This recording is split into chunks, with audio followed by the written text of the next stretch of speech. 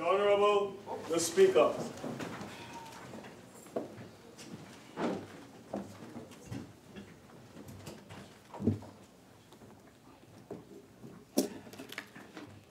Almighty God, we give thanks to you, the Creator of the universe, and humbly beseech you to direct and prosper the deliberations of the members of this House here assembled for the advancement of your glory and the trust and welfare of the people of Trinidad and Tobago.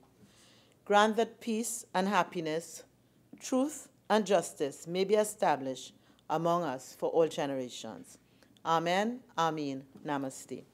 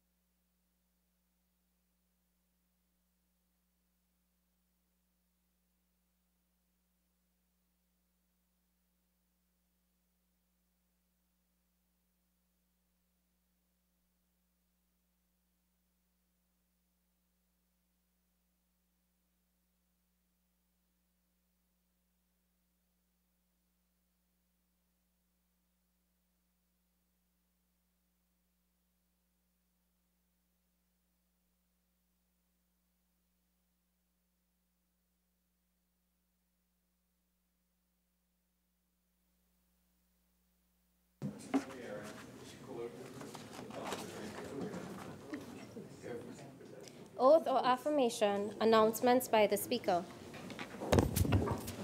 Honorable members, I wish to draw to your attention the presence of the Honorable Speaker of the Legislative Assembly of the Turks and Caicos Islands in the chamber, along with a delegation from his legislature. On your behalf, I wish to welcome them during the discourse of our annual budget.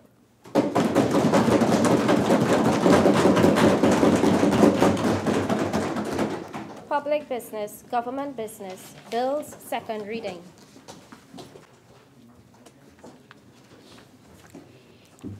Honorable members, the debate on the second reading of the following bill was in progress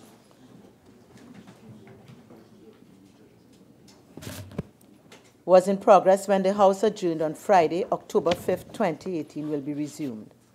A bill entitled, An Act to Provide for the Service of Trinidad and Tobago for the financial year ending on the 30th day of September, 2019. Member for St. Joseph.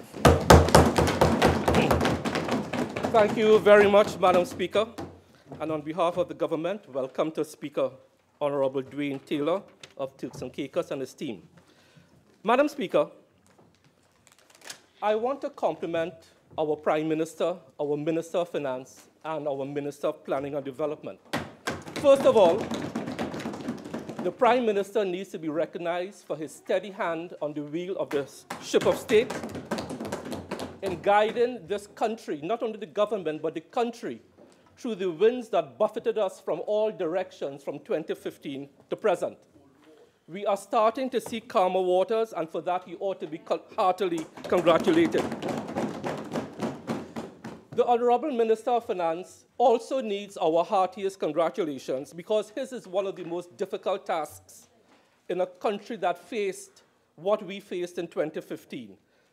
I think the country owes both our Prime Minister and our Minister of Finance a debt of gratitude.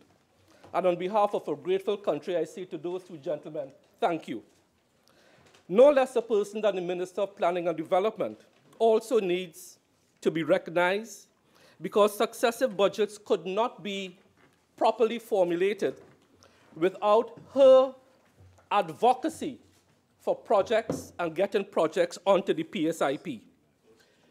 So therefore, those three persons, the Honorable Prime Minister, the Minister of Finance, and the Honorable Minister of Planning and Development, that triumvirate needs to be recognized, and I do so wholeheartedly right now. Madam Speaker, In starting my debate on matters of health, it is incumbent upon me to refer and reflect most sadly on the contribution made by the Member of Parliament for Siparia, where the honorable member spoke on matters of health. She spoke at length about the choices that we make on this side as to which healthcare facilities we choose to go to, either internationally or locally. Madam Speaker, it is now incumbent upon me to remind the honorable member for Siparia and to remind the person who wrote that part of a speech, because obviously that person who wrote that part of a speech was not aware of the history of the member of Siparia in choosing where she goes, where the honorable member goes to seek health care. But she had chapter and verse to talk about this side. Yep. Madam Speaker, I refer to the Guardian of Friday, September 20th, 2011. And this is a direct rebuttal to the member of Siparia. The Honorable Kamla Persad-Bissessar revealed her medical condition minutes after being discharged from where? Not the San Fernando General Hospital, not the Eric Williams facility, not the Sangre Grande Hospital, no public facility, but from where? St. Clair Medical Center, where she has been warded for almost 48 hours. That was when we were told by the member for Carney East that a can of peas and carrots fell on her instep. 2 cans of peas and carrots fell on each foot on her instep, and she had to be warded for 48 hours in a private facility, St. Clair. But lecturing the Prime Minister on where he seeks attention. Madam Speaker, Thursday, May 21st, 2015, after they had 5 years to manage the healthcare sector, the Honorable Prime Minister Kamla Persad-Bissessar has been ordered to rest after spending yesterday afternoon at where? Not the San Fernando General Hospital, not the Eric Williams Medical Sciences Complex, not the Port of Spain General Hospital, not the Sangre Grande Hospital, but at the Crossing Medical Center. You call that, Madam Speaker, hypocrisy of the highest order. So whoever wrote that part of a speech ought to research the history of the member of Siparia where she seeks medical attention. Madam Speaker, it is a sad day because I have to respond to this. When the member for Carney East, in conjunction with the member for Faizabad, called a press conference and accused me of all manner of ill, misbehavior in public office because a particular physician's contract in Port of Spain was not renewed, that I interfered in the process.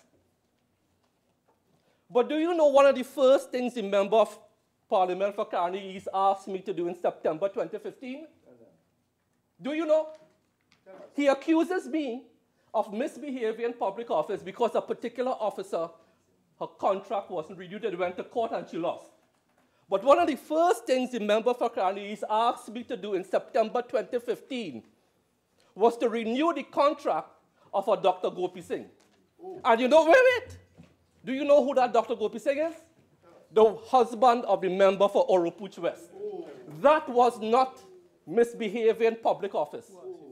The member for Carney East asked me to renew the contract for the husband of the member for Oropuch West, but then accuses me of his misbehavior in public office.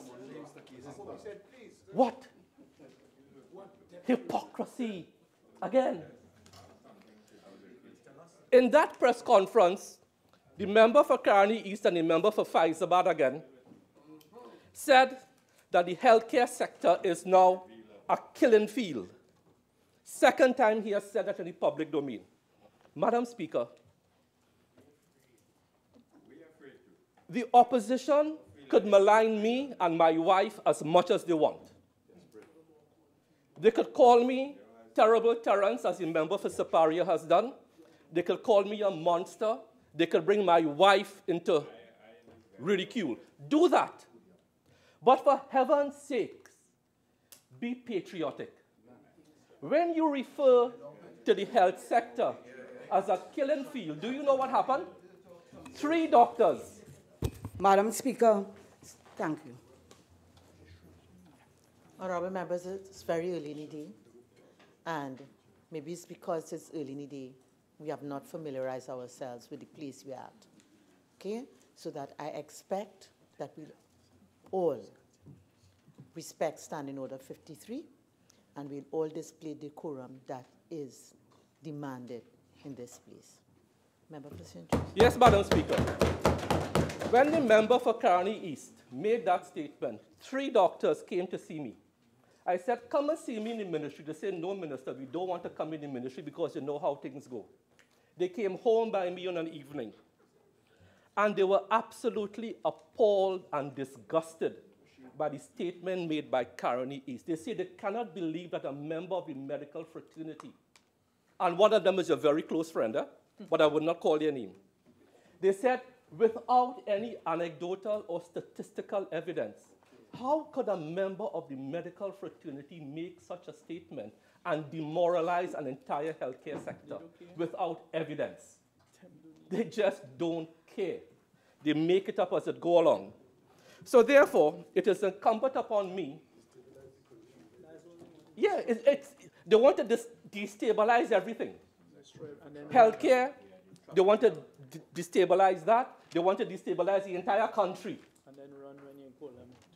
So it is incumbent upon me to provide evidence, both anecdotal and statistical, to show that the healthcare sector under this administration is improving.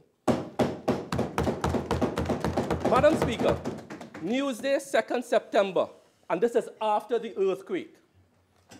Letter to the editor, dedicated staff at Port of Spain General Hospital, written by Linus DDA of Mount Hope, anecdotal evidence. Newsday, 27th August, good experience at San Fernando General Hospital, Ricky Ali of Golconda. Express, 18th August, at last,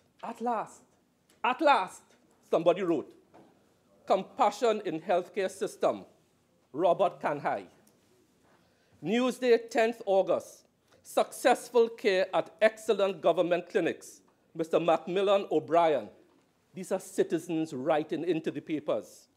Sunday, 19th August, thanks to Dr. Rao at the Manzanilla Health Center, from Gabrielle Henderson of Sangre Grande. And finally, Newsday, 26 July, wonderful people at San Fernando General Hospital, Anthony Mirage of San Fernando. That is evidence. So that is anecdotal evidence.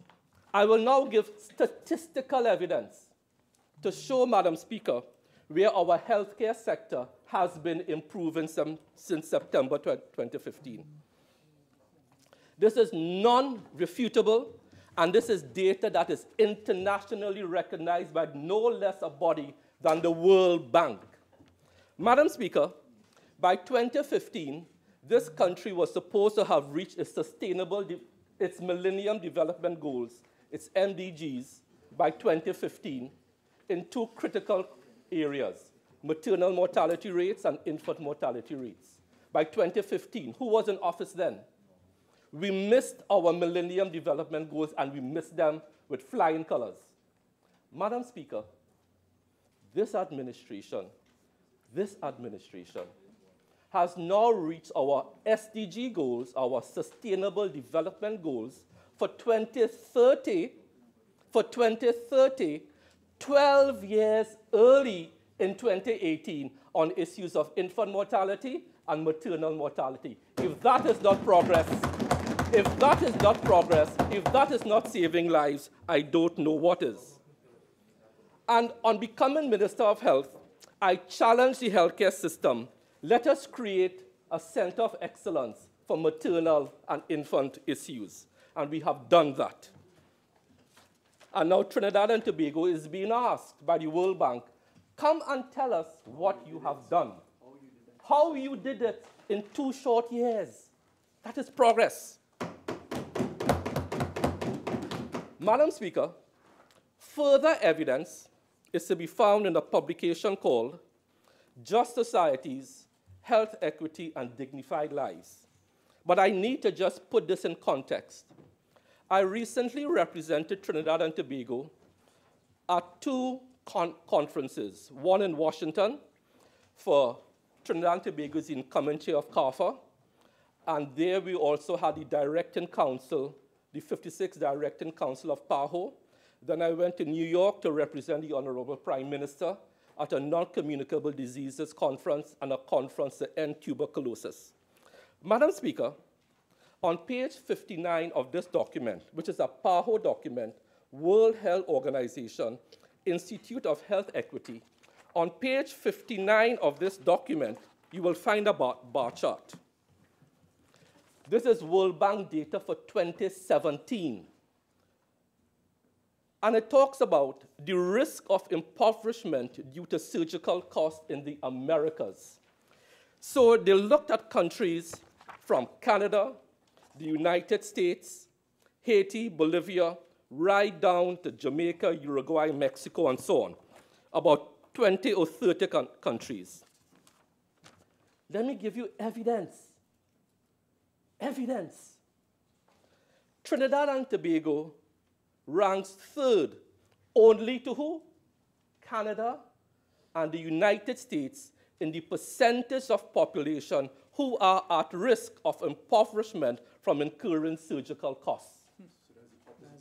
This is actual opposite to what the UNC has been peddling about the local healthcare sector. The absolute opposite. And this is not Balazi House data. Correct. When I was at the PAHO's Directing Council, this was put up on a massive screen for the world and the Americas to see. And we were taken out and we were lauded for our data up to 2017. And this was due to the increasing provision of primary, secondary, and tertiary care. So my colleagues opposite have no moral authority to talk about healthcare in Trinidad and Tobago. And I will explain to you why, Madam Speaker, they have no moral authority to talk about healthcare. I know the member for Faizabad and Barataria Sawan are sincere. I know that. Those two gentlemen are sincere in their recommendations for health. And I always listen to their public utterances. You are sincere. However, when the member for Faizabad spoke on Friday about what he would like to see, you know why I call, not you, why I call your contribution hypocritical? Because when this Prime Minister, Dr. Keith Rowley, offered a hand to the opposition in the best interest of non-partisanship to take the Welch report to a joint select committee to have a discussion with the opposition. Tell us what your views are on the Welch report. Let us have a joint select and then come to the Parliament and have a fulsome debate, a non-partisan debate on health. Your political leader spurned that opportunity and turned her back on every single patient that goes to the public healthcare system, because you did not want to go to a joint select committee to discuss matters of health. Right? Nobody was appointed. But on the opposition benches, we have a former Minister of Health who could have made valuable contribution. We have the member of Faizabad who is sincere, a former chairman of Southwest Regional Health Authority, and we have the member for Caroni East. Thank you. A former chairman of Northwest Regional Health Authority. And don't forget, under the tenure of the member for Caroni East, $1.6 million was stolen from the bank accounts of Northwest Regional Health Authority. Not true. So he cannot make these statements. 48.6 does not apply to that. Member, continue. So $1.6 million vanished.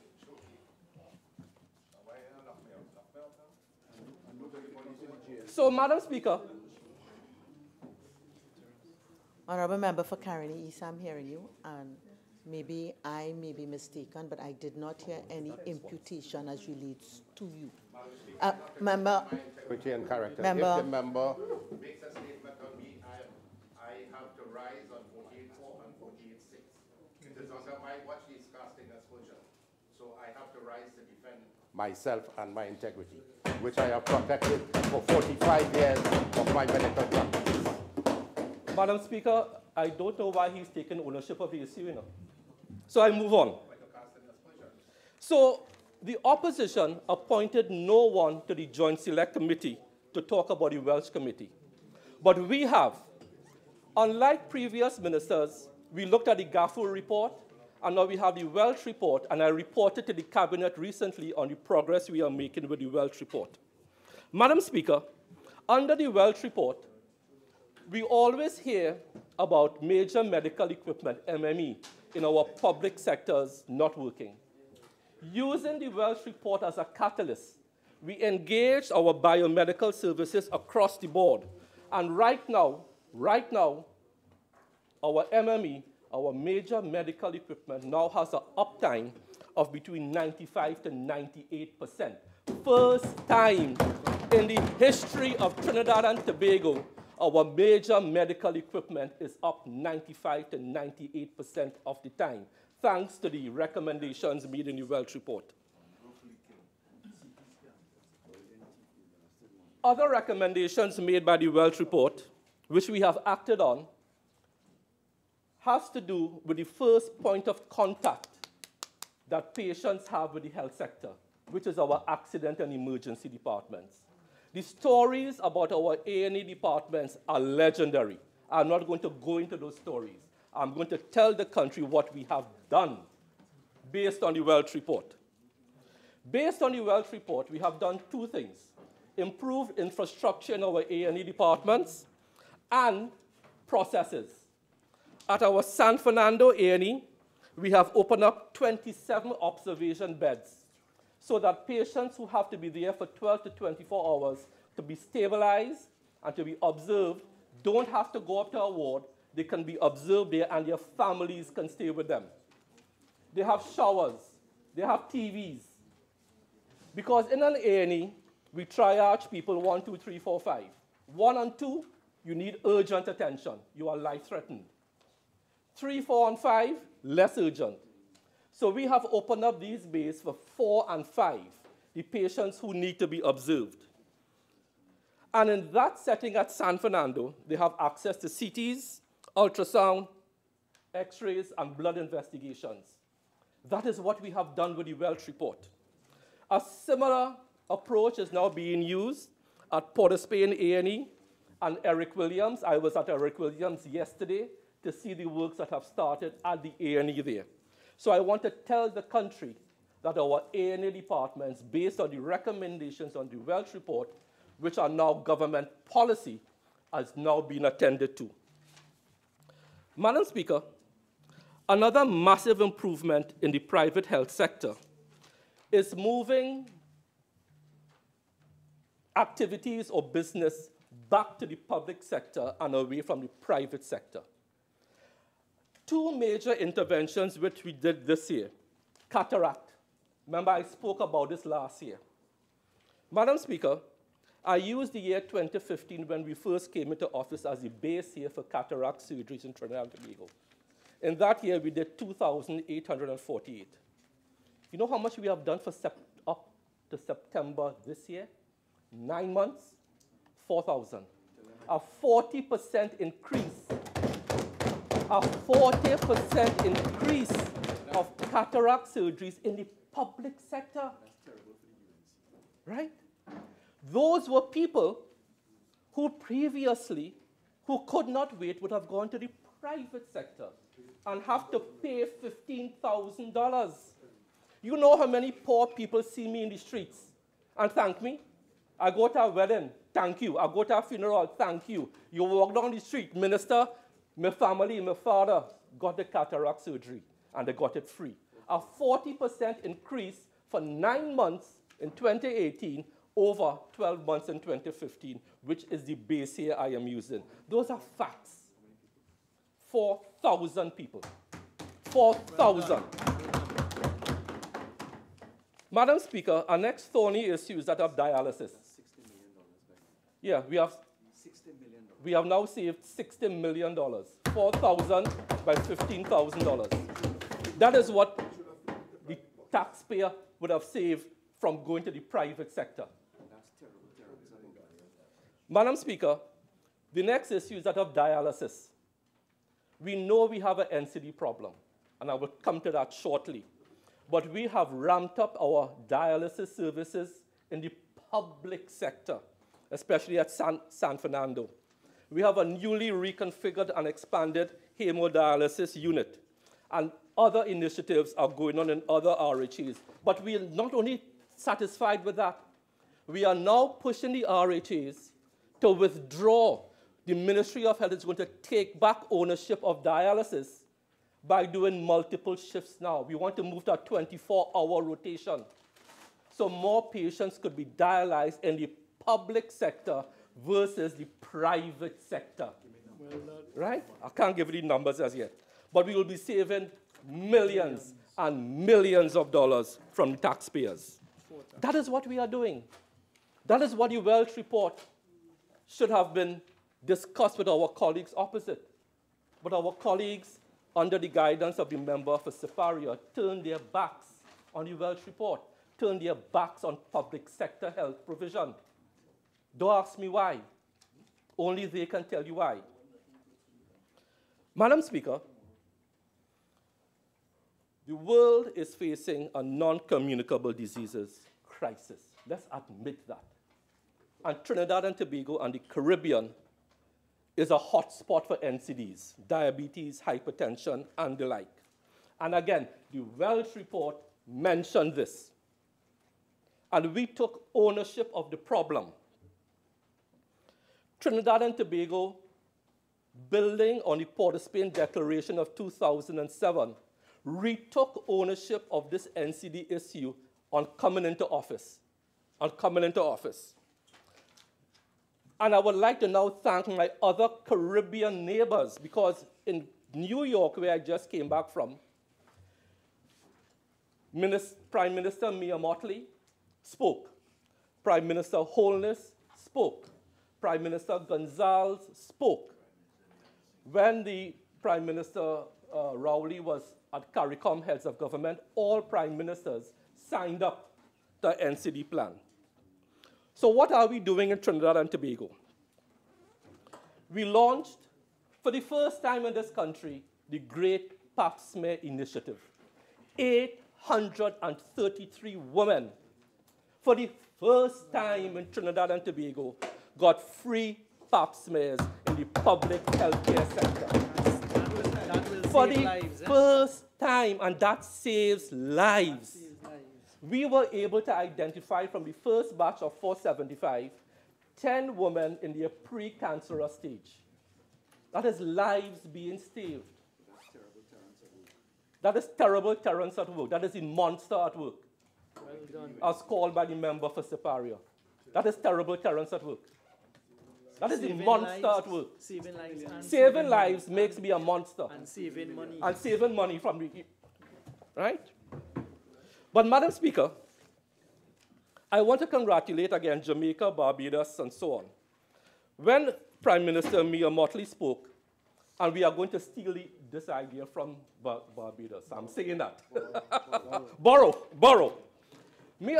Prime Minister Mia Mottley said, they now are instituting in Barbados Water Wednesdays. We're going to borrow that idea. Fruit Fridays, healthy eating. We're going to borrow that. But now we in Trinidad are going to add something to it, skipping Saturdays. Skipping Saturdays, skipping rope, physical activity. All prime ministers signed on to that. And the Minister of Health from Jamaica phoned me 2 days ago. He wants to come down to Trinidad to launch something called Caribbean Moves, where all the Caribbean islands, I'm hoping Turks and Caicos will come aboard too, as we have the Honorable Speaker here, to get this region moving. Madam Speaker, Coming out of the Welch report and recognizing that diabetes is a major problem in Trinidad and Tobago, we have started a very integrated, innovative program to deal with diabetes in Trinidad and Tobago. The statistics are well known. Statistics on childhood obesity are well known. Everything. Madam Speaker, yesterday at North Central Regional Health Authority, I had the honor to launch for the first time in Trinidad and Tobago something we have been talking about for decades. Dr. Jeffrey Frankson made this term popular when he used to be on the radio many years ago. Wellness. Wellness. We launched yesterday our first diabetes wellness center in the country, in the public sector. Madam Speaker, let me tell you what used to happen to diabetics in the public healthcare sector. And Mrs. Jocelyn Jackson spoke about this yesterday. She was one of the people who gave testimony, 74 years old. And she came up to the microphone and she boasted, my fasting blood sugar this morning was 85. First time. So I called her up and said, Ms. Jackson, I beat your mind this morning, it was 77. The point is, a diabetic in the public sector, to get treatment, they had to make an appointment. They had to get the bloods taken. They had to wait for results. Based on the results, they may see a consultant. The consultant may then send them to a dietitian, may send them to a podiatrist, may send them to an eye specialist because diabetes affects all those things, may send them to a nephrologist. And all of that eats up time.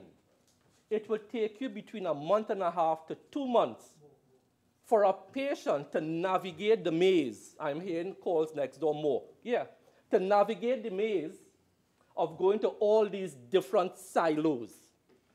We say none of that.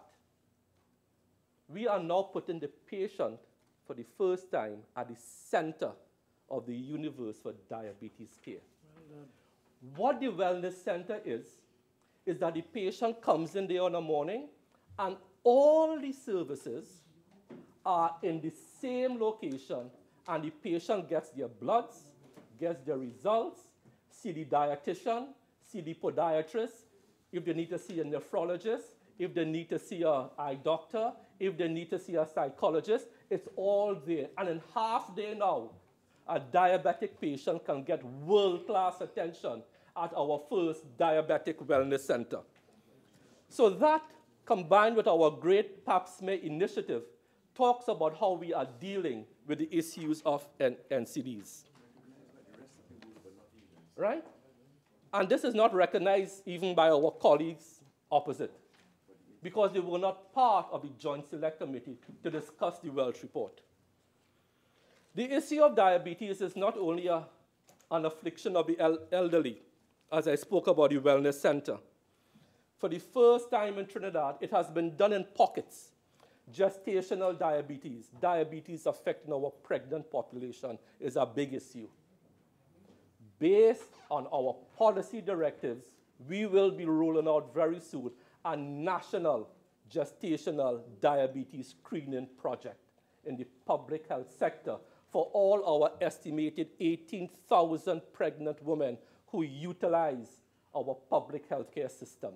And we want to roll it out to the private sector also. And our children are not to be forgotten. We have banned the sale of soft drinks in schools, and that, I am told, is already having some impact on our children, and we are also getting them moving. So, Madam Speaker, that is the local and Caribbean perspective on how we are treating with NCDs.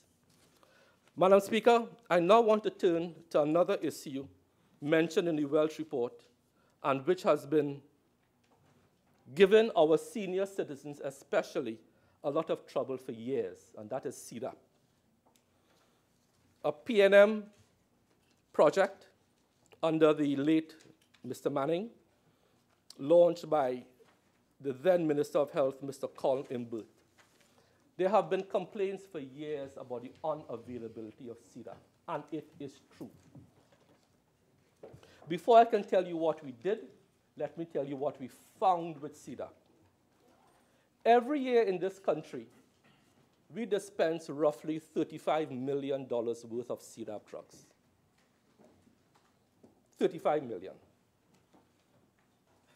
But what I found was that the administrative costs, the cost to manage the program, the cost to administer the program was $46 million.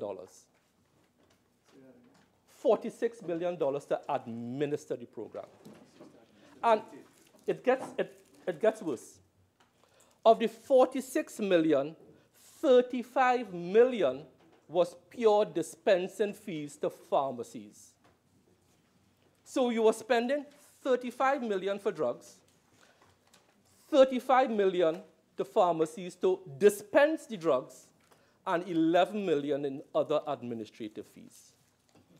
Our colleagues opposite took up the dispensing fee in an election year from $8 per item.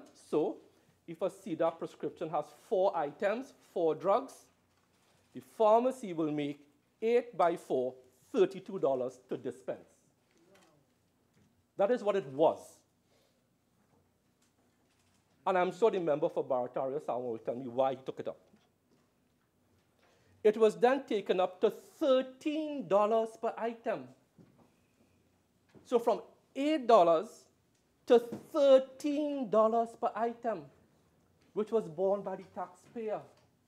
But the taxpayer still not getting the drugs. Just dispensing fees. Just dispensing fees. The other issue was that drugs were only being sent to pharmacies once every 2 months.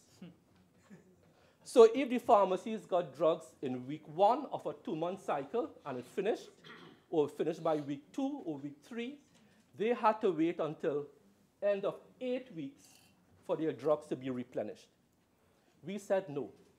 The same way with the wellness center, you put the patient at the center of your activities, we are saying, let us put the patient at the center of CDAP. We went to Cabinet. Cabinet discussed it long and hard. We reduced the dispensing fee from $13 back down to $8. That's right. And all that money that is being saved is going towards 2 things. 1, purchasing more drugs. And 2, we have now increased the delivery cycle from previously once every 2 months to once a month. That is what this government did with CDAP. And that is working itself through the system now. We started it in August. And I am told by some pharmacies it is already reaping benefits.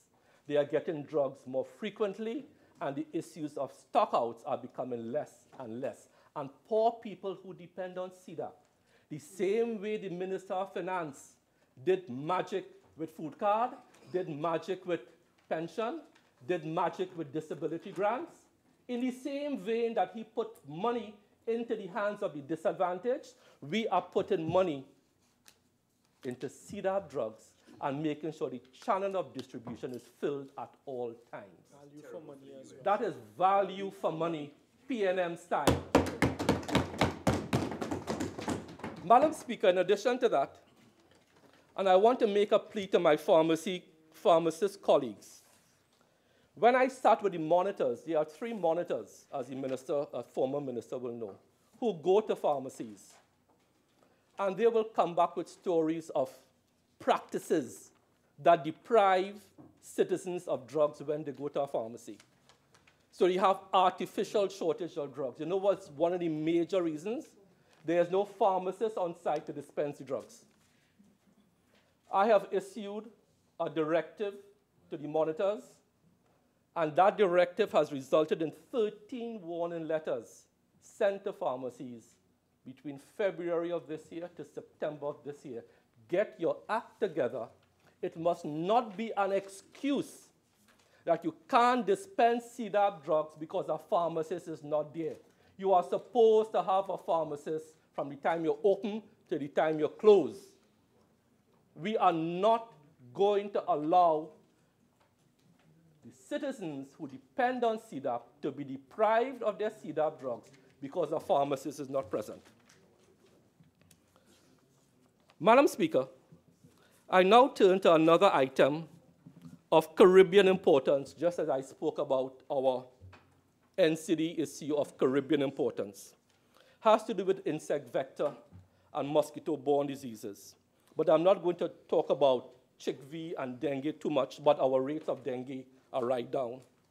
Madam Speaker, in going to the conferences recently in both Washington and New York, the Caribbean, all the islands, are very concerned about our WHO classification as far as Zika is concerned. Zika had a rampage through the world in 2016, sorry. And based on that, WHO has classified various countries, category 1, 2, 3, and 4, based on whether Zika is still present, the risk of a future outbreak, and so on. Madam Speaker, the following countries are in category 1.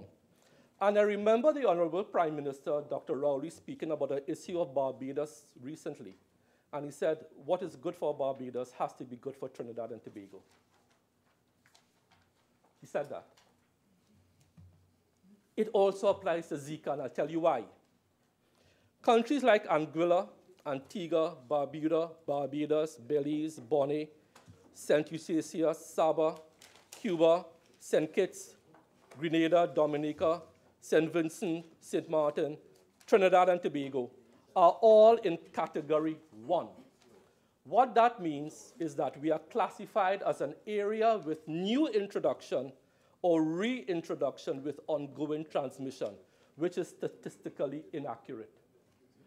However, when tourists are searching the websites of different countries to know where to go and spend their vacation, they depend on this categorization. And when we were having discussions, every single Minister of Health and Prime Minister spoke about the decimation of their tourism product, especially honeymoon tourism, because honeymooners don't want to go to a category 1 country. And we fall into that category 1 situation. And if we want to develop tourism via sandals, we have to get out together with Barbados and all those other countries from category 1 to category 3.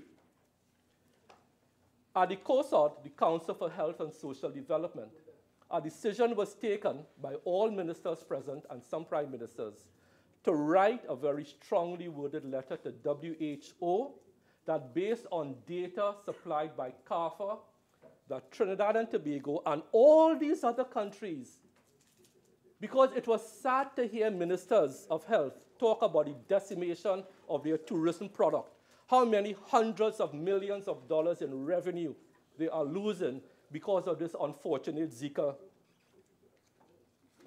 categorization. So we want to use our collective power as a Caribbean nation to talk to WHO to move us from category 1 to category 3. Madam Speaker, I now turn to infrastructure. Point Fortin Hospital, Arima Hospital, Couva Hospital. The member for Superior spoke boldly and proudly about the Point Fortin Hospital and the Arima Hospital. But the part of the narrative that our opposition colleagues always forget is that they had no long-term financing for those projects. You know how they were funding those projects? Just like how they were funding the Point Fortin Highway out of the country's current account. That is what they were doing. You had no long-term financing for Point Fortin and Arima. We had to do that. In my first week as Minister of Health, China Railway sought an appointment with me. Minister, you owe me $75 million. For what? Because when you sign these agreements, the country is supposed to put 15% counterpart funding into these. And do a framework agreement. Our colleagues opposite in an election year were supposed to make that $75 million payment to China Railway in June of 2015. They never did it. We had to do this. I had to go frantically to the Minister of Finance, and he had to finance that through our current account.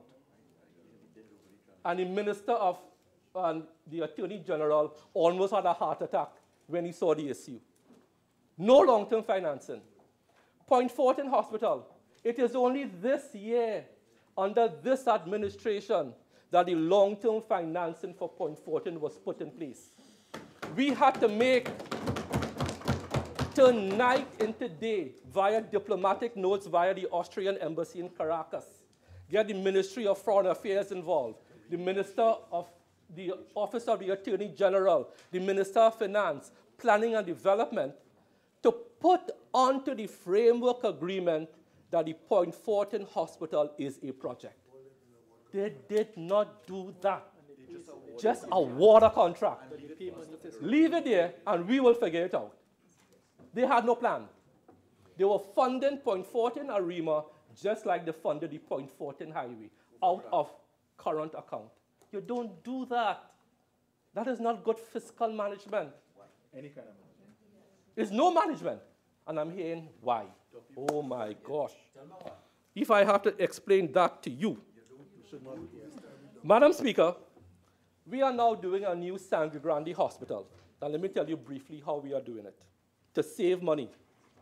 We are using the same design for the Point Fortin Hospital, the same Austrian people, and the cost of that hospital, we just taken the Point Fortin model, putting it in Grande.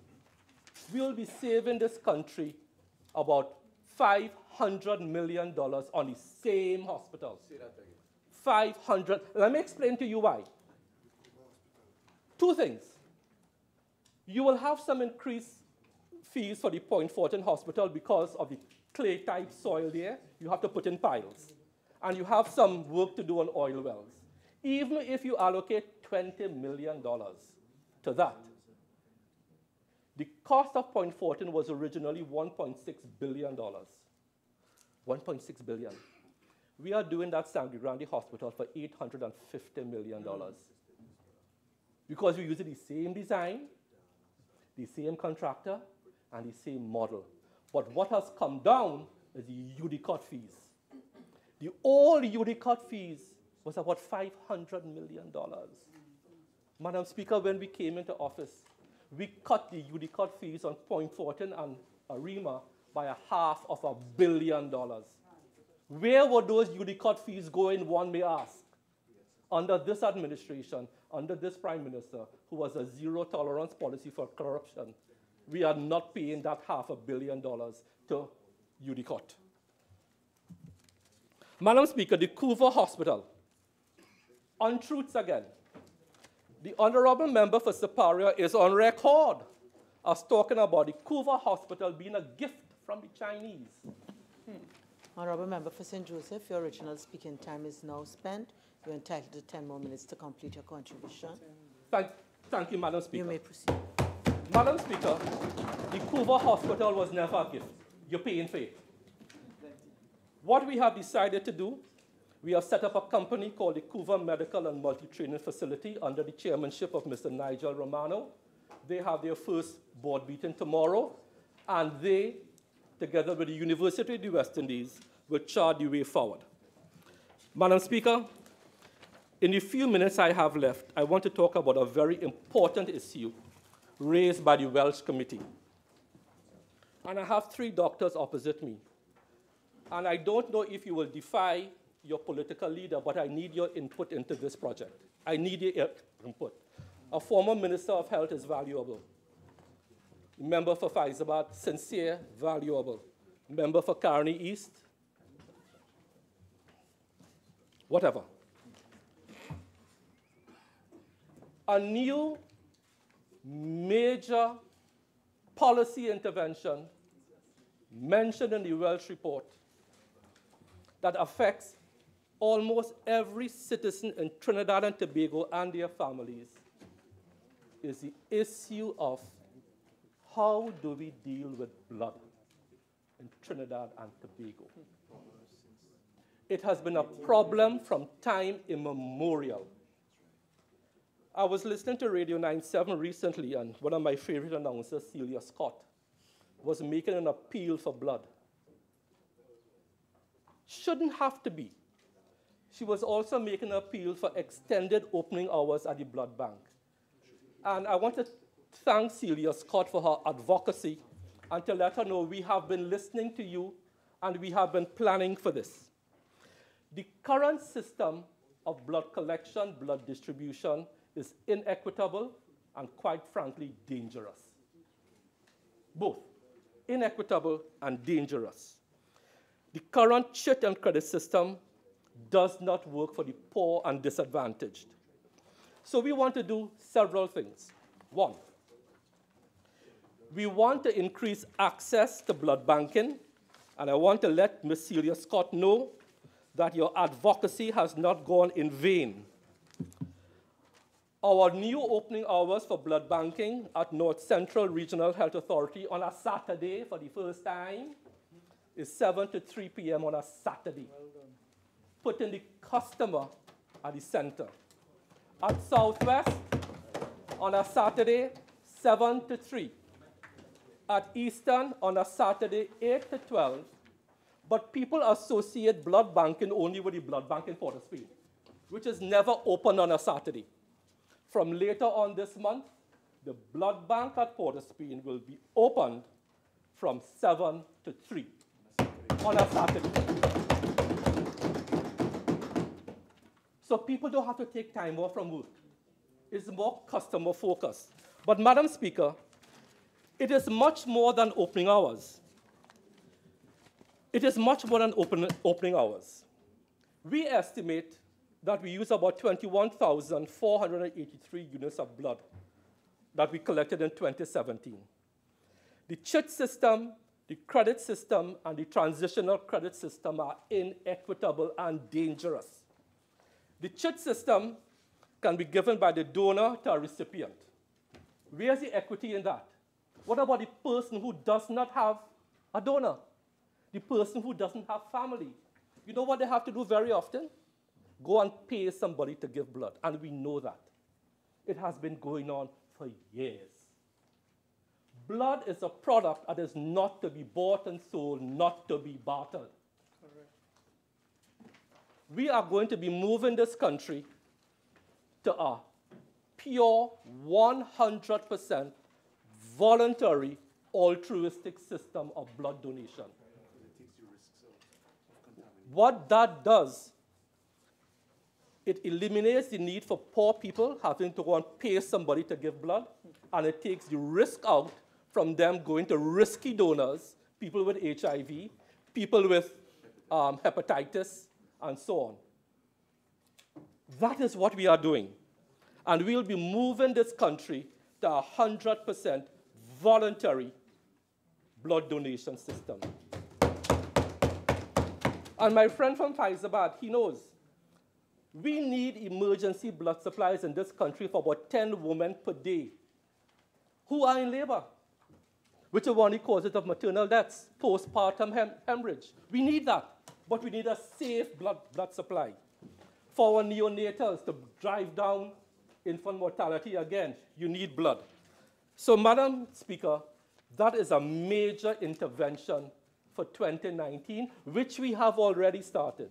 And we have invited ParlView to come down and provide technical assistance for us. So, Madam Speaker, a lot is going on.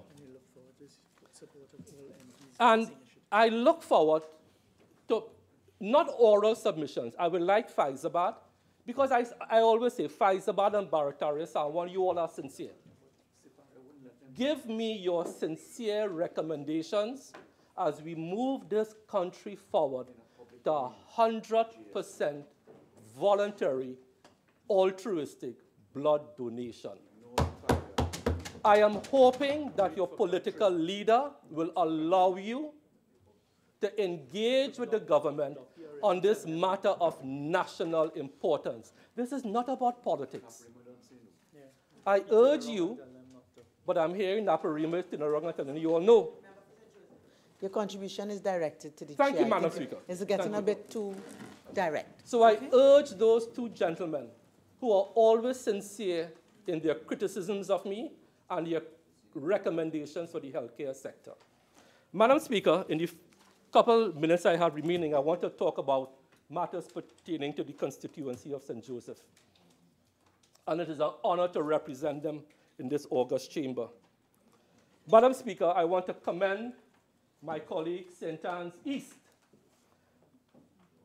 My Tower Community Center. Work started in the My Tower Community Center under the NAR in 1986. Yeah, they put up some pillars. And those pillars have been an ornament in the area of My Tower from 1986 to now. I am happy to report for the citizens of My Tower, your community center is being built, thanks to St. Anne's East. I want to thank St. Anne's East because the Currap Community Center has been totally refurbished. It was an absolute dump. So Currap, My Tower.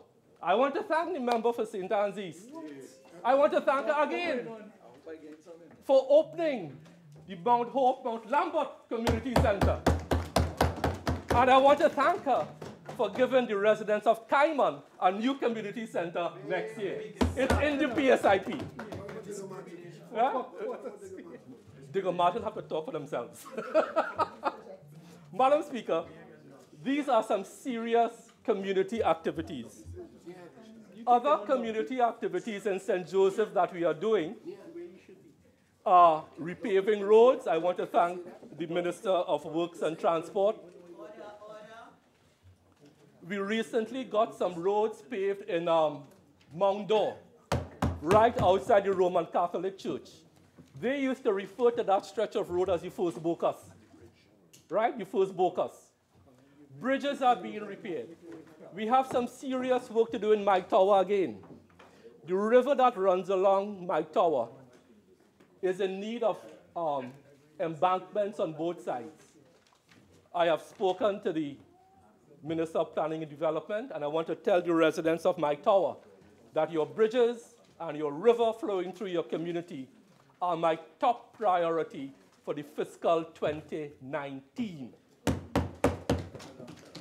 Madam Speaker, other projects that we are doing up in the My Tower area is bringing water relief to Spring Valley, bringing water relief to Cayman again, so Cayman can look forward to both water relief and a community center. We have paved the roads in Farm Road in Bangladesh.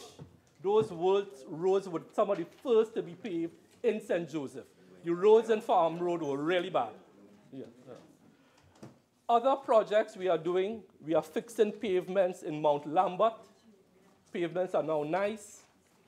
We are replacing signs in Valsay North. It looks nice. So throughout the length and breadth of the constituency, a lot of work is ongoing. So, Madam Speaker, as I come to a close, I have given you a report on what I have done on health. I want to ask the opposition not to defy their political leader, but to join with us in meaningful dialogue on matters of health. Madam Speaker, with those few words, I thank you. Member for Caroni East.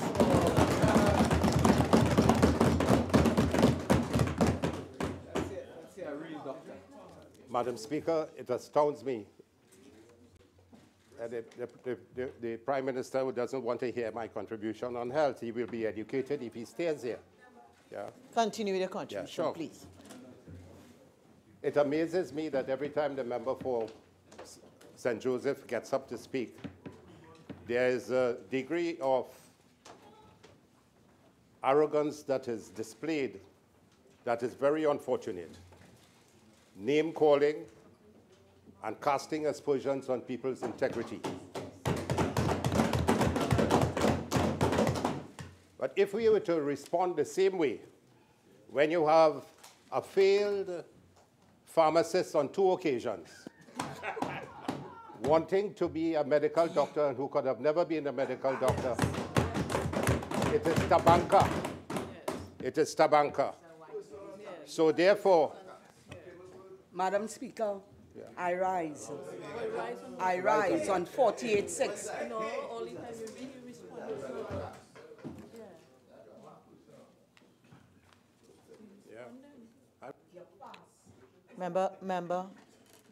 Member for Port-au-Spain South, I'm on my legs. I would ask all members to display some tolerance.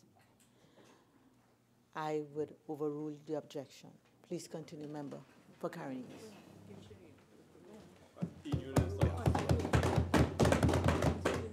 And I take this opportunity today to ask the member for St. Joseph, tell the country and tell the people, how many degrees does he have?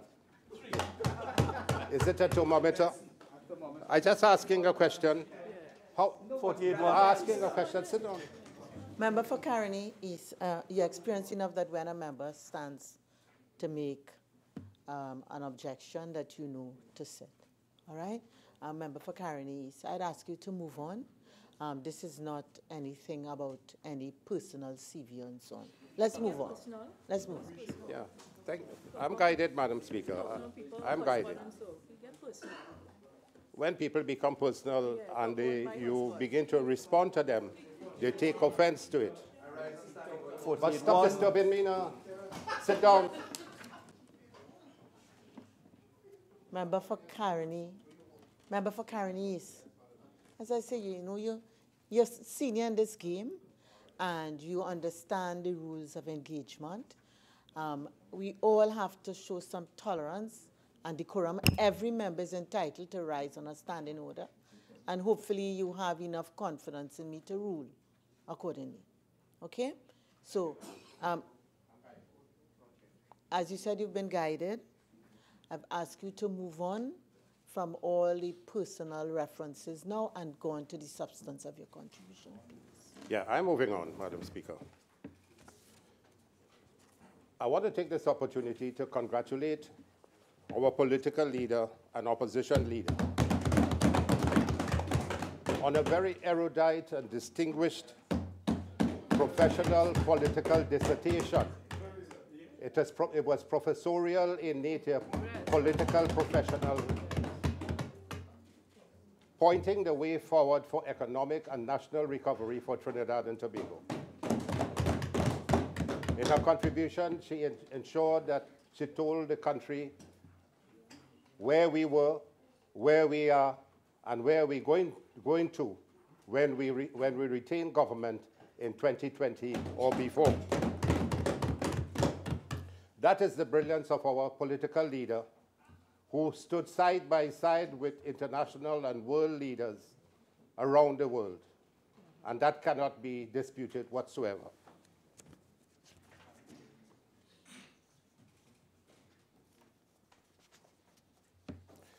I want to respond to one of the statements made by St. Joseph.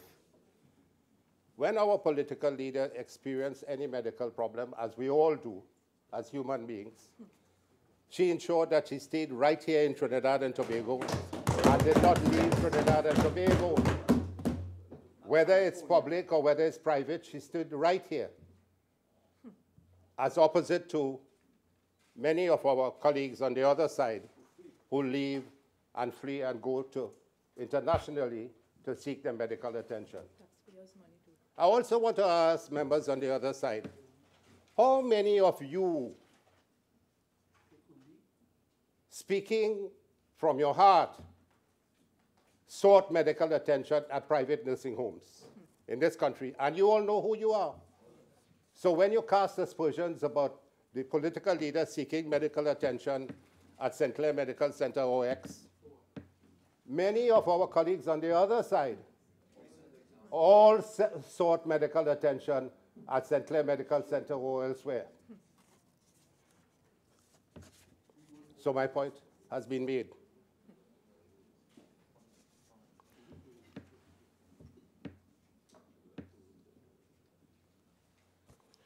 Madam Speaker, our health sector is in crisis. There's no question about that. And no matter what the member for St. Joseph says, the people are saying it across the country. And how many of us in this house and outside really have the confidence that when a member of their family or they themselves are admitted into a public institution in this country, do they have the confidence that they will be well treated and they will be managed in a way that their health problem will be better? That confidence is not there, Madam Speaker. And if that confidence is not there from our members of right here in the House, without seeking to get assistance from some top doctor in the institution, here, boy, look after somebody for me now. My family is in the hospital. Try and get some help for me. That is the type of health situation we are in this country. And when they come to tell us that the World Bank want to get assistance from Trinidad and Tobago to tell us how maternal mortality and so on have been reduced, wonder where they get that information from on the statistics to see where was the wind blowing, Madam Speaker. Madam Speaker, the most important health issue in Trinidad and Tobago is the issue of non-communicable disease, diabetes, hypertension, and cancer. And until we do not get that correct, we will be making no headway. In 2010 to 2015, the Honorable Prime Minister at that time sought some assistance from the IADB and got a $120 million,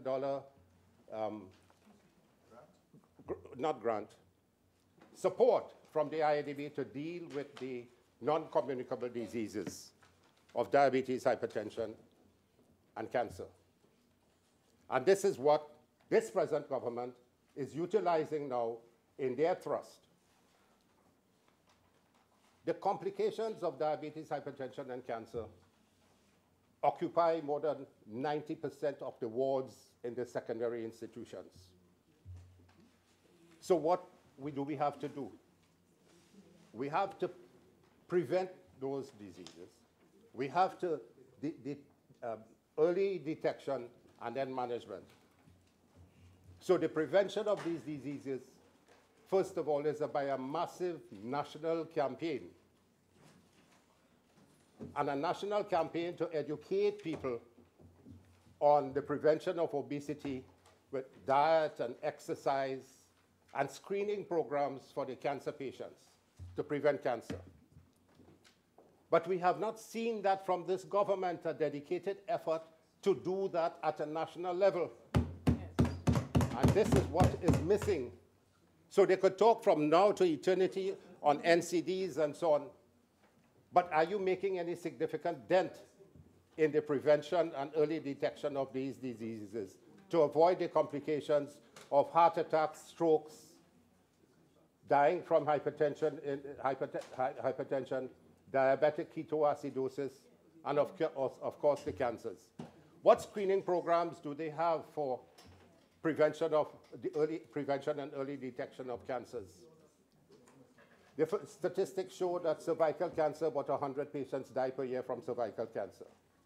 About 200 people die from prostate cancer, 200 plus. Another 200 plus die from breast cancer. So, Madam Speaker, we can make a significant interjection into prevention of these complications. Complications of renal failure, blindness, amputations. And this is increasing in Trinidad and Tobago. It is increasing. And our Prime Minister, between 2010 and 2015, brought a team together to state, I want to make a significant impact on this NCDs. And immediately she set a team together with the Minister of Health to rejuvenate the 105 health centers across the country. We were able to improve the infrastructure, build new health centers, repair more than 65 of those health centers with URP and CPEP personnel. Up to today, they haven't paid the CPEP personnel, the CPEP team for helping in that construction. Then we went on to open these health centers up to 9 during the days of the week, and on weekends up to 4 p.m. so that people could have, on their way from work, could have gone, got their blood pressure tested, got their diabetic testing, and helped to manage their diseases. So these health centers, 65 of them, which we opened up to 9 p.m. during the week and 4 p.m. on weekdays, we were able to make a significant impact upon the health, in the health sector. And then when this government comes and the Minister of Finance makes the presentation and says they're opening 3 health centers 24 hours in different places, that's a far cry from opening 65 across the country. And you beat yourself on the chest and say, wow, I'm doing a great job. Yeah. There are about 12,000 deaths occurring in this country every year, Madam Speaker. 6,000 women, 6,000 men, approximately. Cancer is about 2,000 of these deaths. Heart disease and stroke, about 2,000. Diabetes, about 1,005. From hypertension, another 1,000. So, and the statistics show that the deaths from these situations, from these diseases, are worsening. So, whatever the minister speaks about is really not making any significant impact upon the population. We also have 9 district health facilities in Trinidad, in addition to the 9 hospitals. We must make use of our 9 district health facilities to ensure that the patients could be the second-line treatment for patients who are having complications rather than filling the wards of the hospital. The minister speaks about pap smears, and he beat himself on the chest at 833 pap smears. The private cancer center does thousands of pap smears by itself, and the government has failed to give them the $1 million that they asked for. They also do screening for breast cancers. We have 105 health centers, 9 district health facilities, 9 hospitals across the country. We should be doing these pap smears on a daily basis, 5 days a week for patients coming in. Because it is, so when you come and tell the people you got 833, yeah. Madam Speaker, we have close to 650,000 women, 650,000 men in the country. And from age 18 to 65, we have close to about 350 to 400,000 women who are supposed to have pap smears from about 3 years after beginning sexual intercourse up to age 65. And once you have had 3 or 4 negative pap smears in succession, you can have a pap smear every 2 or 3 years.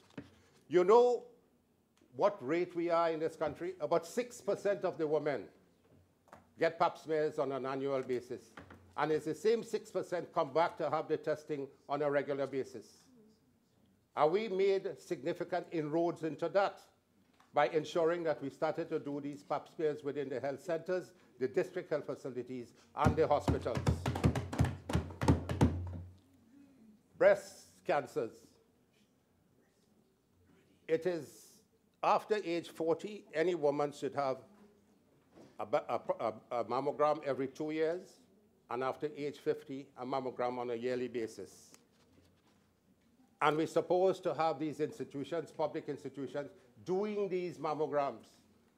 You should have mammography machines in every public institution in this country and people to read the mammograms.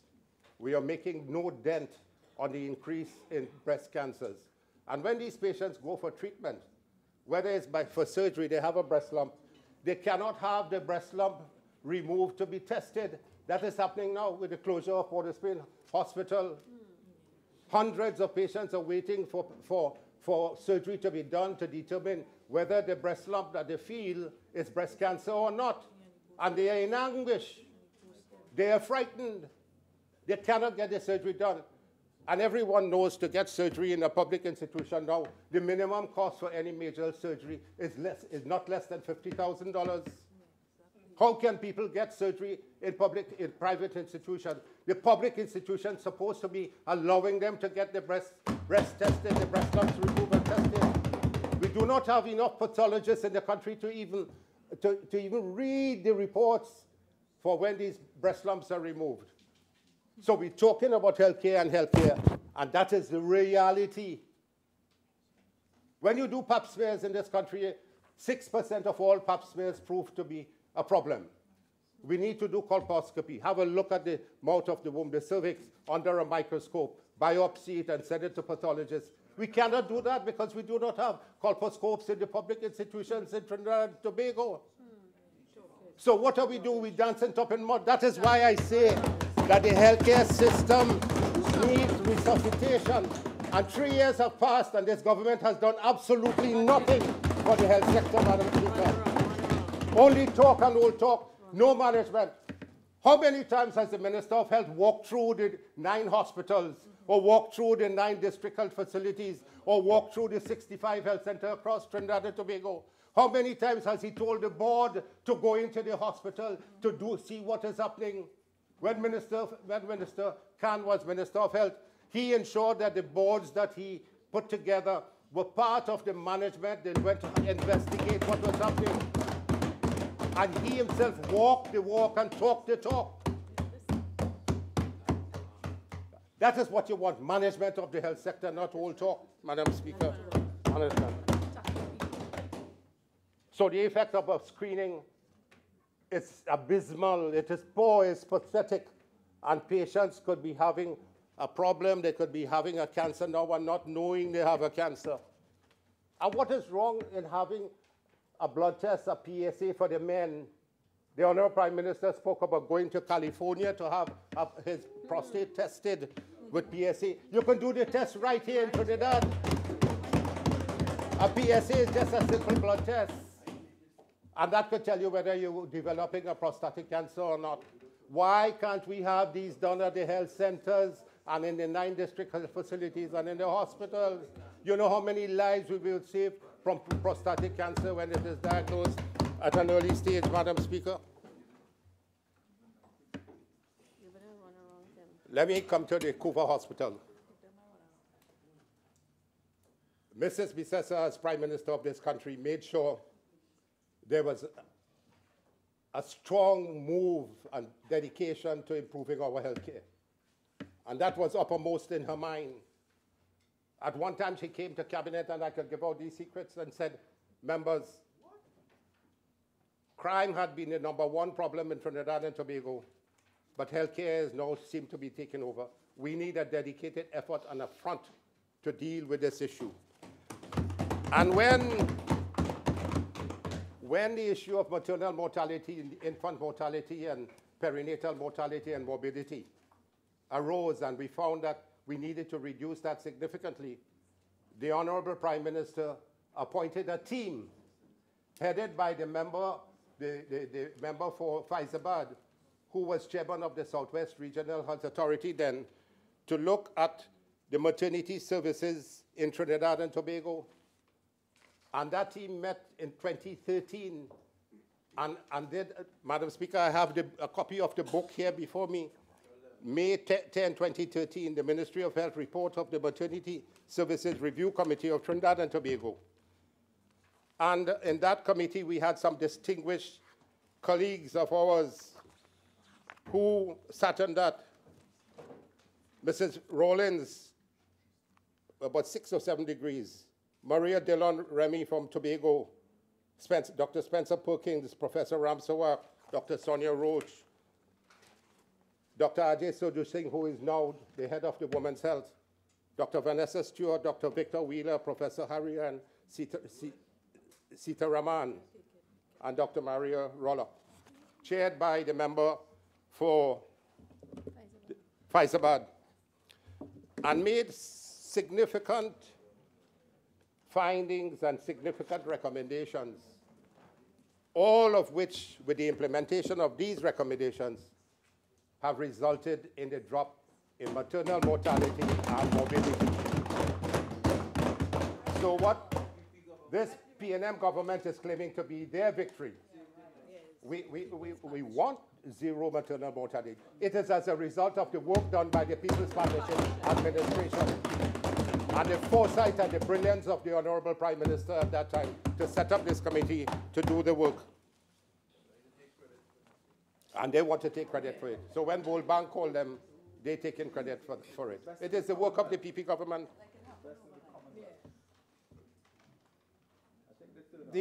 All the public hospitals, whether it's Port of Spain Hospital, Mount Hope Hospital, San Fernando Hospital, were overcrowded. You had the Arima and the Sangre Grande. There was a lacuna somewhere in the central part of Trinidad that people were not getting the health care that they really needed, particularly the children. And it was the decision to build the Couva Hospital. And when we started the Couva Hospital, they say earthquake is an earthquake zone. They do all kind of things. Earthquake pass and gone. You see anything happen to Couva Hospital? We built the Couva Hospital. They completed it. $400 million in sophisticated equipment. MRI, CT scanning, radiology department, fluoroscopy, everything. Yeah? It's lying idle 3 years now, rusting, losing its warranty. But it is bad mind and spite and vindictiveness that they have decided not to open it.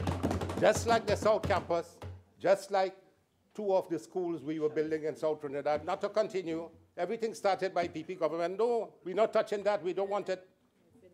Bad mind. Vindictiveness, political vindictiveness. And they don't know what to do. They first said, you don't have enough doctors and nurses to open it. We have 600 doctors waiting for job now and 300 nurses waiting for job. So that was furthest from the truth. Disingenuous. Then they say they want a private sector, public sector partnership. Where is that? They talk about Interdent. Where is Interdent? Probably seeking dental help now. Then they say they're waiting for the Welsh report. The Welsh report come and gone. Then they say they're giving it to UWI because they owe University of the West Indies $200 million. So they're taking a $2 billion institution, giving it to UWI. They say what they open a medical school there, an offshore medical school, when the Faculty of Medical Sciences of UWI never even run a parlor before.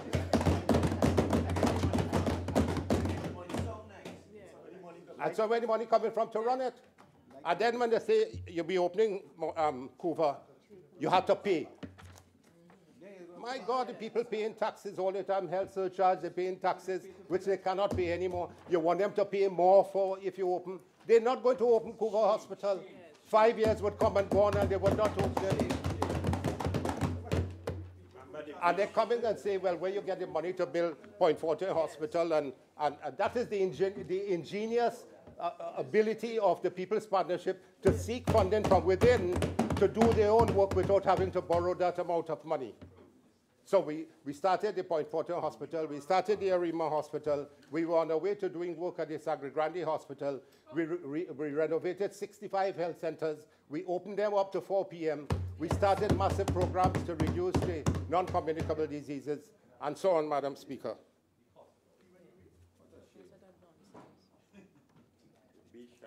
What is happening now? They closed down Port of Spain Hospital, the central block. They say earthquake.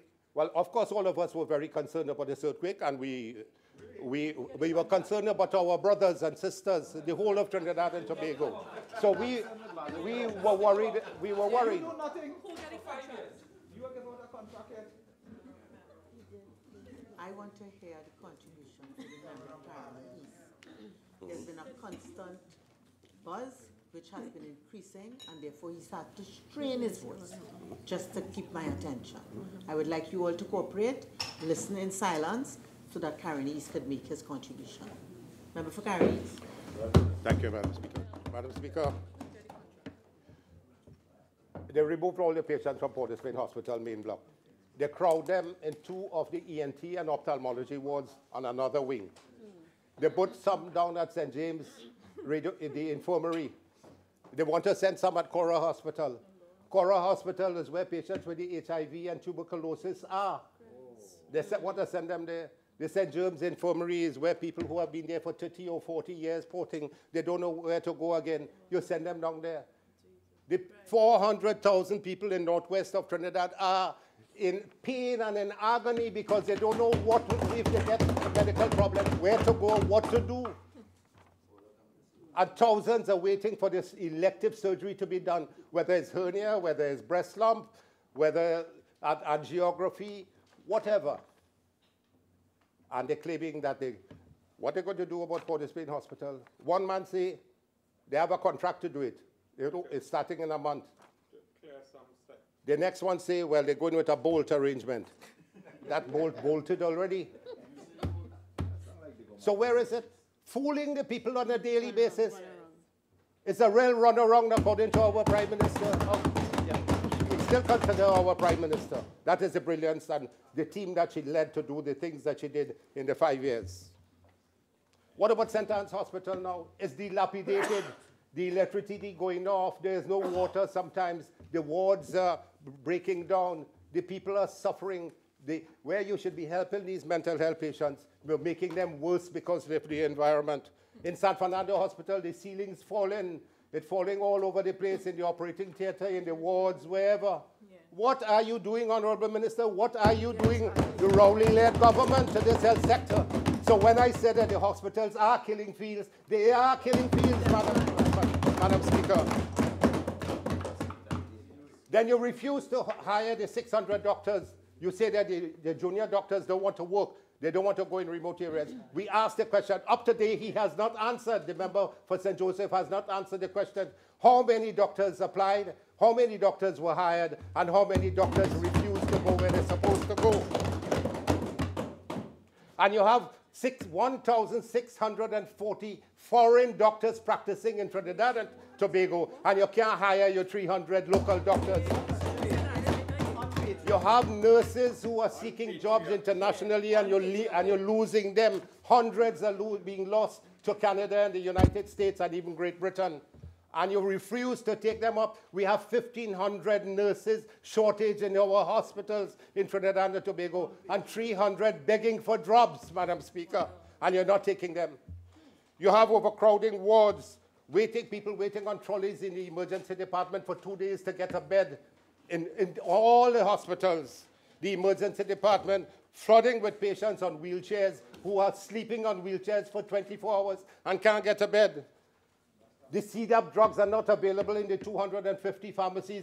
Our former Minister of Health knows that now, and he has been asking what is happening. You had $600 million to buy pharmaceuticals. You have not bought the pharmaceuticals under the public sector investment program. You have that money. And there's a drug shortage in Trinidad and Tobago. Some of the hospitals do not even have the pharmaceuticals to help the people when they go to fill out their prescriptions. Long waiting time for surgery, and you're talking about cataract surgery. Man, there are hundreds of other surgical operations that need to be done. You have brain aneurysm. You have brain tumors. You need people with angiography to determine whether they need heart surgery. Huh? You need stomach surgery. You need gallbladder surgery. You need hernia. People who need surgical intervention for fractures, legs, hip. They have to lie down on a bed for 6 weeks with a whole pulley system with the foot up in the air and a pulley pulling down the leg to stretch it out so that the fracture will try and heal. They don't have plates and screws. They don't have prostheses. They refuse, people who had been supplying them, refuse to give them because they're not paying them, Madam Speaker. That is the state of our health sector. What a sad state of affairs. If you go to the orthopedic wards, you will see how much of them on pulleys for 6 weeks. They can't even do toileting for themselves, and all they need is to go into operating theater, get a pin and plate, and they're out in 1 day. Madam Speaker, that is our health care. I'm ashamed to be a citizen of Trinidad and Tobago, to be part of this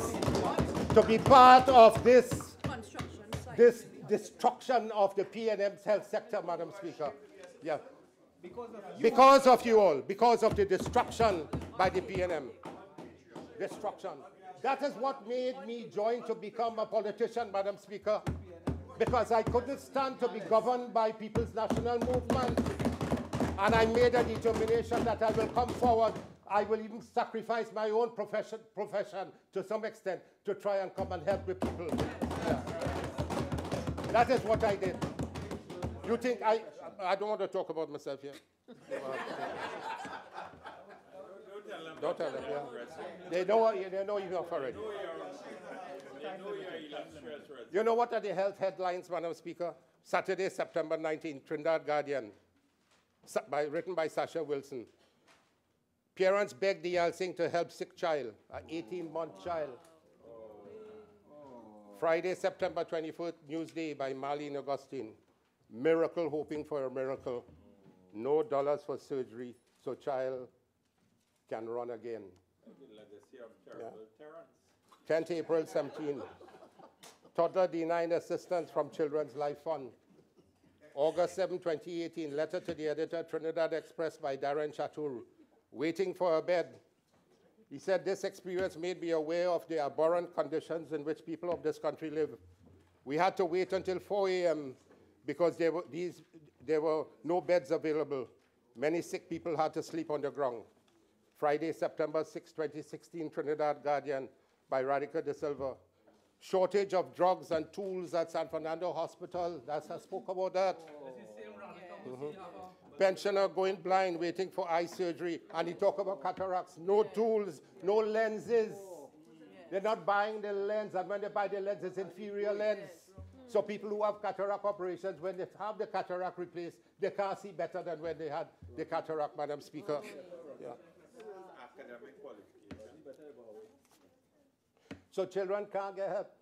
The Attorney General said that he was going to bring legislation and alter the legislation for the Children's Life Fund so that more children could become eligible. Where is that? 3 years now, and that is nowhere. Nowhere. Where are the surgery for life-threatening diseases? No surgery. When patients have cancer, they have to have surgery first. They can't get the surgery. Then if they have surgery, they can't get the chemotherapeutic drugs because the chemotherapeutic drugs are Z-class drugs. If you do not treat a cancer patient properly with the first-line treatment and the best pharmaceutical agent, the patient will die within 6 months to a year. And you stand up and boasting about your health care. No reagents to do basic lab tests in the hospital. Somebody gets a chest pain and they're worried whether they go to the hospital. They worry whether it's a heart attack. The doctor doesn't know whether it's a heart attack. The ECG might be a little abnormal. They're waiting on the enzymes, the enzymes study to be done, the troponyms. They have to take the blood and go to a private lab outside. By the time they go to the private lab and get back the result, the patient dead. Yeah. They reduce the spending. Lack of beds and overcrowding of hospital. Postponement of surgical procedures. They don't have aneurysm clips. Huh? When I was chairman of the Northwest Regional Health Authority in 1997 to 2000, one day I got a call from one of the neurosurgeons at the hospital. Dr. Gopeesingh, we need an aneurysm clip. How much for it? Well, he put one of his junior doctors because he in the brain. It says about $120,000 for the entire set, but you had to buy this set. So I said, well, there's a life we have to save. So we bought the set, the patient life was saved.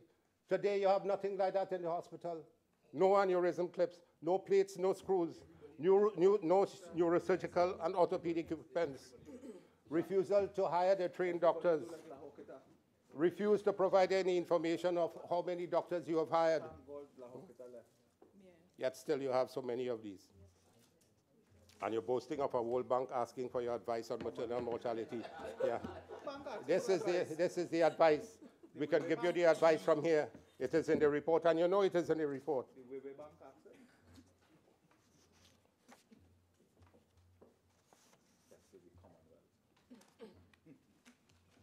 When you talk about infrastructure, why, Minister, you don't have any really, courage to say that the People's Partnership has been foremost and to the forefront in improving the infrastructure in all our institutions. And I'm amazed, Madam Speaker. I read through this book, Public Sector Investment Program 2019 Turnaround, which is the runaround. And I looked at page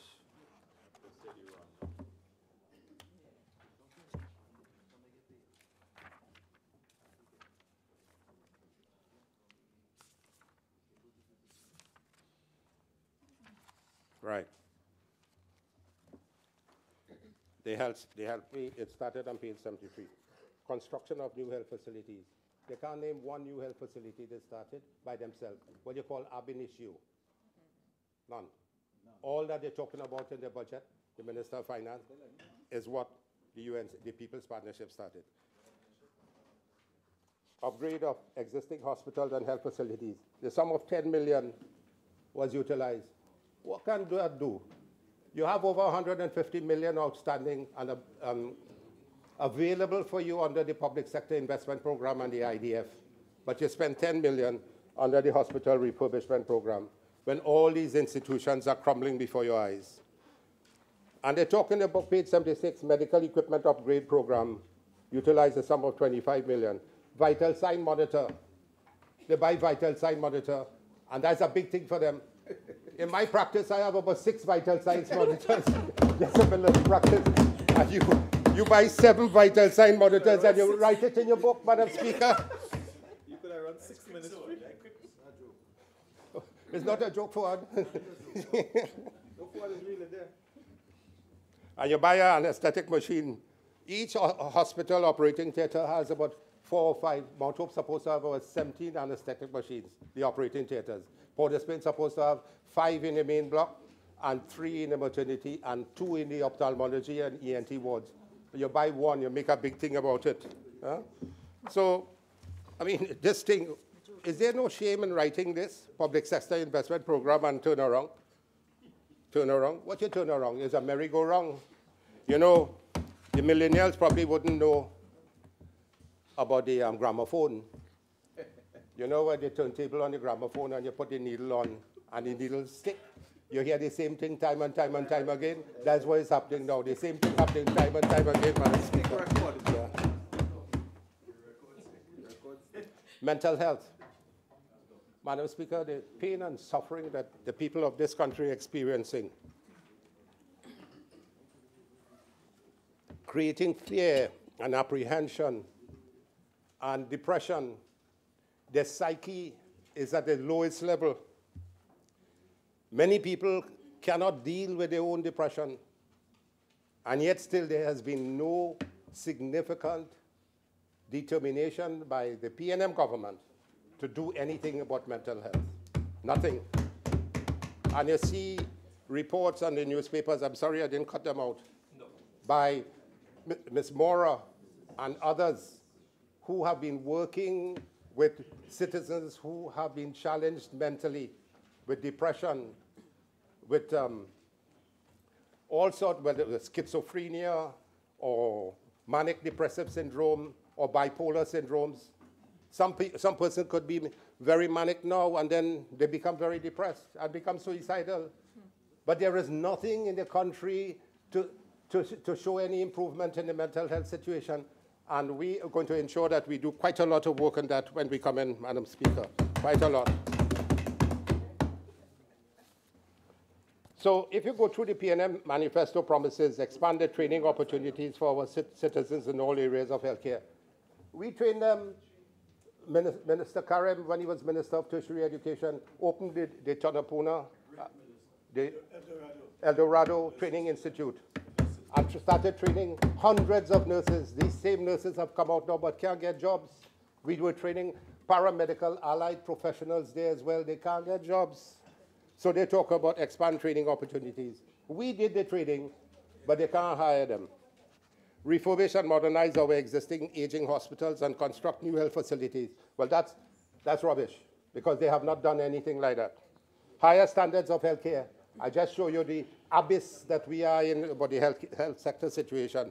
Primary care will be strengthened. What strengthening of primary care? Efficiency and value for money in the public healthcare.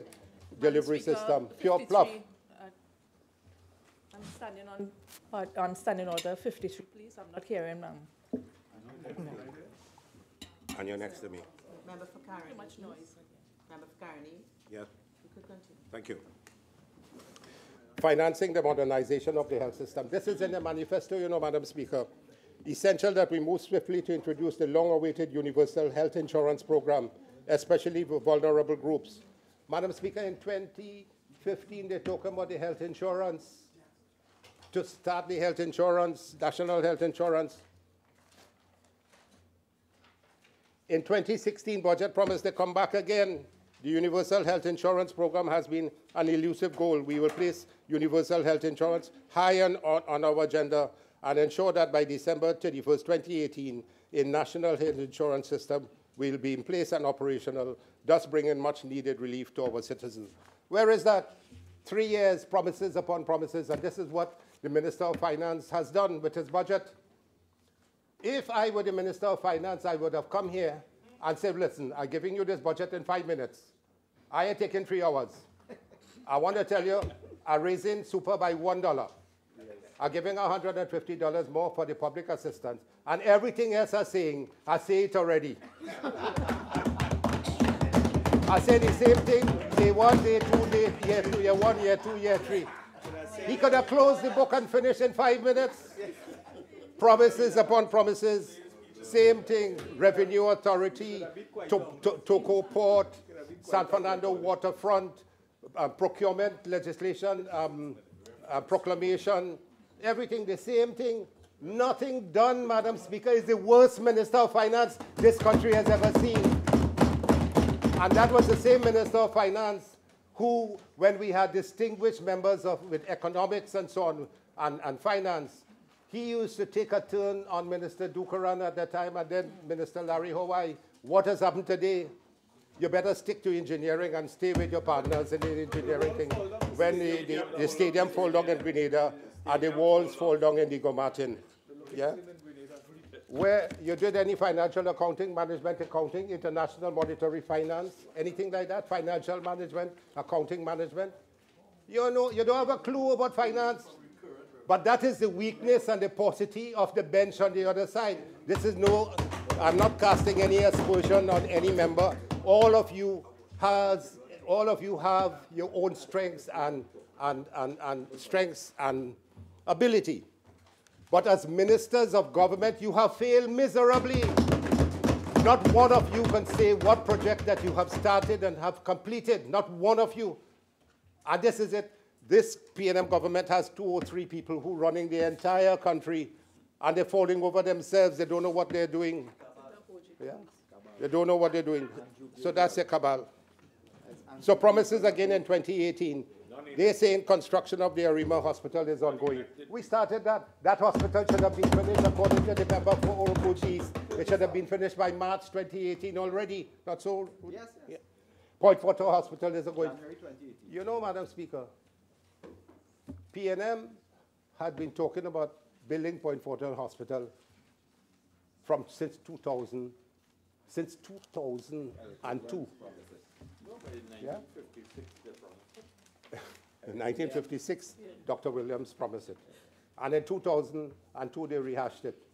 It took a UNC government, a People's Partnership government, to start the Point Fortin Hospital.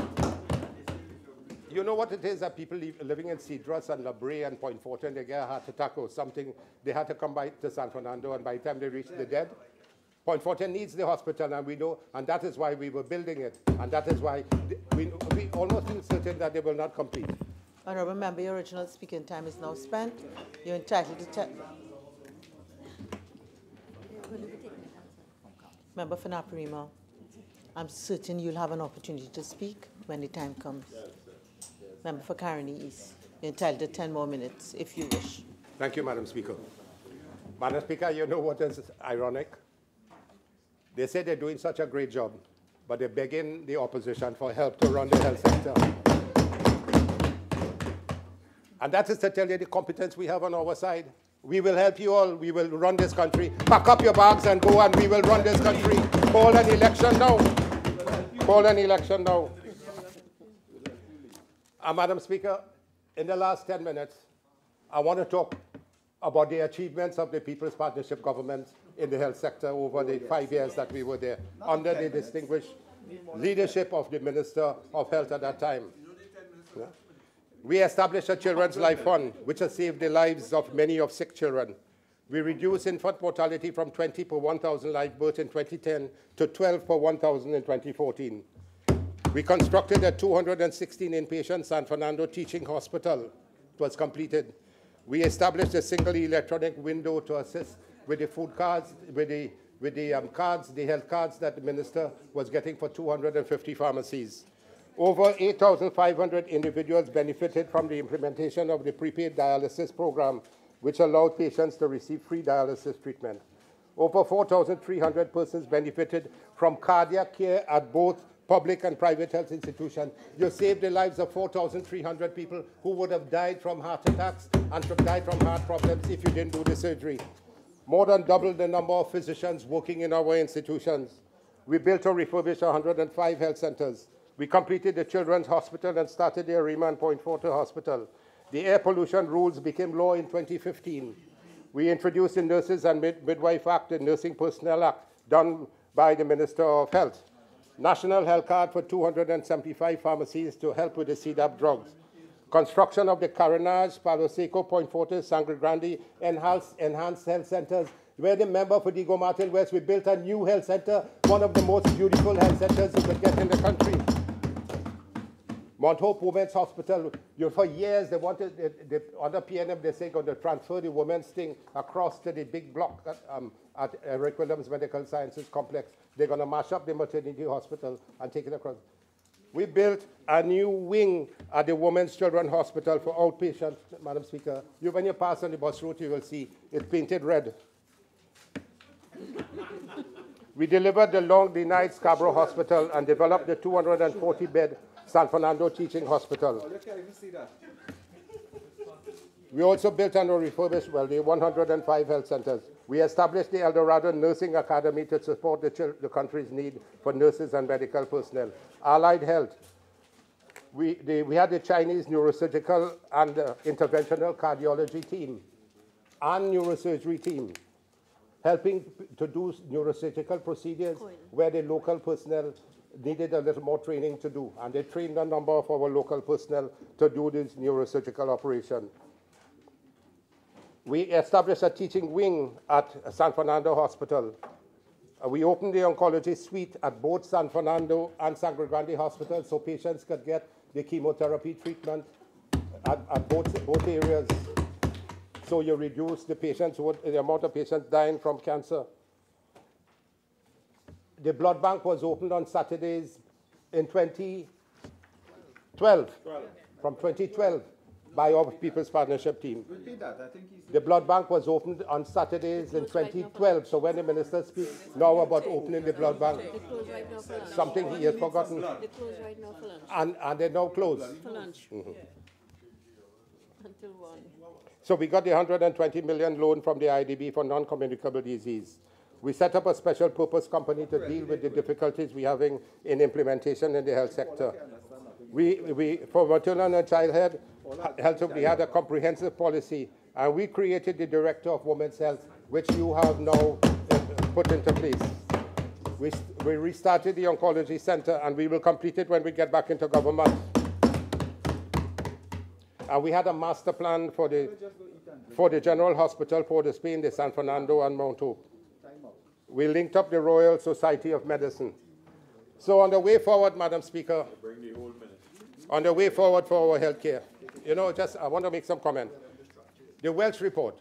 Dr. Winston Welch is my colleague from 1960s, late 60s. Very distinguished guy, good surgeon. But his team produced a report which was not anything more than what the Gladys Kaffour Commission of Inquiry had put forward. There were no new recommendations on that report from what the Gladys Kaffour report had in 2008 to 2010. So we said it's an exercise in futility in trying to go to a special senior committee to discuss it because there was nothing new in it, nothing new. And we have all the recommendations of the Commission inquiry into the operations and delivery of public health care services in Trinidad and Tobago, done by Mrs. Kaffour and her team. acute shortage of human resources, inadequate infrastructure, shortage of equipment, drugs, and so on, more education and training, all these things, maternal and childhood, all of these things which we took into consideration, pharmaceutical services, national blood supply, ambulance service, public health inspectors, dental services, all these things we took into consideration and we began to implement when we were in government between 2010 and 2015. So the Welsh report cannot give us anything new. But you have the ability, you have it there before you. You take it and implement what the Welsh report said that you should implement. And this is why you're trying to implement it, but you have reached nowhere. So we have our documentation on the way forward. Madam Speaker, I have it with me. Just to touch on some of these. Complete construction, equipment, and operationalizing of hospitals and community health centers being built or refurbished, including Hoover, the National Oncology Center, Point Fortin, Arima Hospital. Development of individual master plans for the development of Port of Spain General Hospital, San Fernando at Eric Williams. We will expand and institutionalize this Children's Life Fund. We will intensify the existing awareness program combating childhood obesity and expand its reach. Maternal and child health policy and standard operating procedures for obstetrics and midwifery will be updated and implemented. We will initiate a national awareness campaign on mental health. About 50 recommendations and the way forward for us. Public-private partnerships will be made to widen the Ministry of Health reach with respect to mental health promotion. We will formalize the draft National Comprehensive Mental Health Implementation Plan for execution. Mental health services will be integrated into all routine health service delivery systems. We will increase the number of trained staff at the research unit of the Ministry of Health so that more research in health can be accomplished and timely data provided. The Ministry of Health will collaborate with the Ministry of Education, Ministry of Tertiary Education and Skills Training, and research institutions focused on the health sector to develop a comprehensive plan for health, wellness, and preventive medicine. We will introduce the nurse practitioner and aid to nursing program into the health services, creating more employment opportunities. We will focus on hospital administration. That is where we are weak in Trinidad. We'll give more scholarships for people who need to have to be trained in hospital management and hospital administration. So, Madam Speaker, I want to say how proud we are with the work we did in 2010 to 2015. How unhappy we are about the present situation in the health sector. The health sector crisis is looming big, and we are worried about our patients in Trinidad and Tobago. We wish that they will do something more to uplift it and better the healthcare program, and we will give all the support that is needed in the interest of all the patients of Trinidad and Tobago. Thank you, Madam Speaker.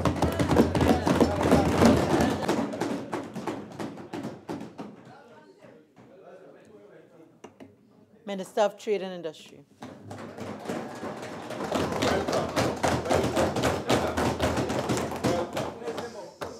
Thank you, Madam Speaker, and it's always a pleasure to be in this honorable house. Madam Speaker, since coming into office in late 2015, this government has demonstrated both prudence and decisiveness under the astute leadership of the Honorable Prime Minister, Dr. Keith Rowley. Yes. Madam Speaker, we adopted a fiscal stance that has stemmed the tide and has turned around this economy. And for this, we must thank Honorable Minister of Finance. Now is the time, Madam Speaker, for us to move forward and to expand and transform this economy into a more sustainable one. Now is the time for us to redouble our efforts towards economic growth and a comfortable living for all, and a society which is fair and just. I also wish to thank the business community. I take the opportunity to thank them for their support to the government through the chambers, the Trinidad and Tobago Manufacturers Association, and also the Trinidad and Tobago Chamber, for the support shown to the government when faced with a very difficult decision regarding Petrotrin, and which we took. And all of the support of the business community, we thank them, Madam Speaker. Before going into the substance of my debate, I wish to respond to a few matters raised by Karen East, and I'm surprised that he didn't really comment on the Ministry of Education. That is what I would have expected from him. But Firstly, he spoke about the Point Fortin Hospital, and they started and so on. But you know, the Point Fortin Hospital is very dear to me, and it's very disappointing that when you all were in office and you all had top dollars and oil prices were at $140 a barrel, you did not build the Point Fortin Hospital, you did not build the Arima Hospital, you did not build the Sandy Grande Hospital, you did not attend to the central block at the Point Fortin, at the Port of Spain General Hospital. You're talking about the central block. You did not attend to that, and you knew the state of the building. And let me correct you that the contract, no, with regard to that very, I'm speaking now.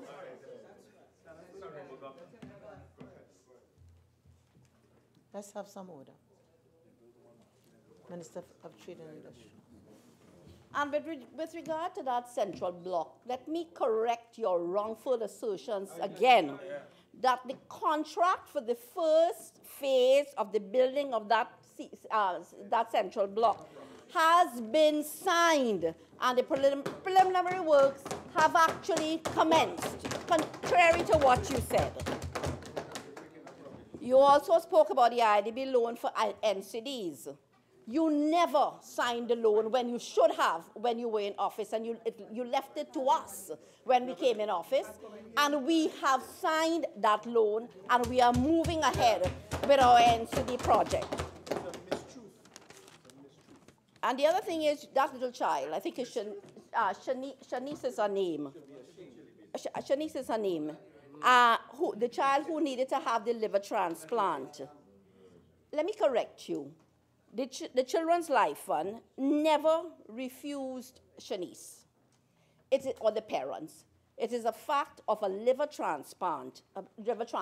It's a donor issue, and they know that. And it has all to do with finding a suitable donor.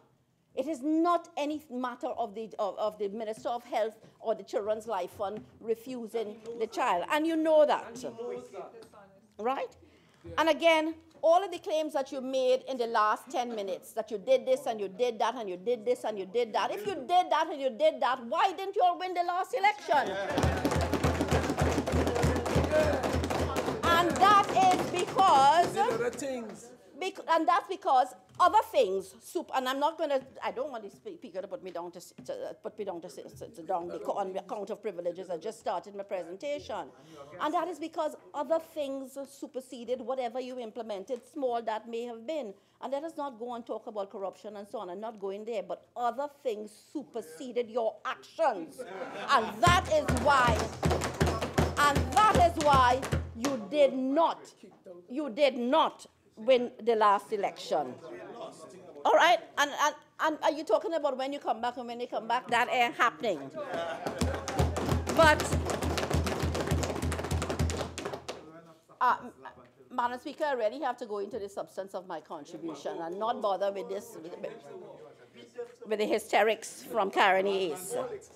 So, Madam Speaker, we've had a lot of economic challenges, and the country well understands that over the period. Since we came into office, as a matter of fact, the first 3 years.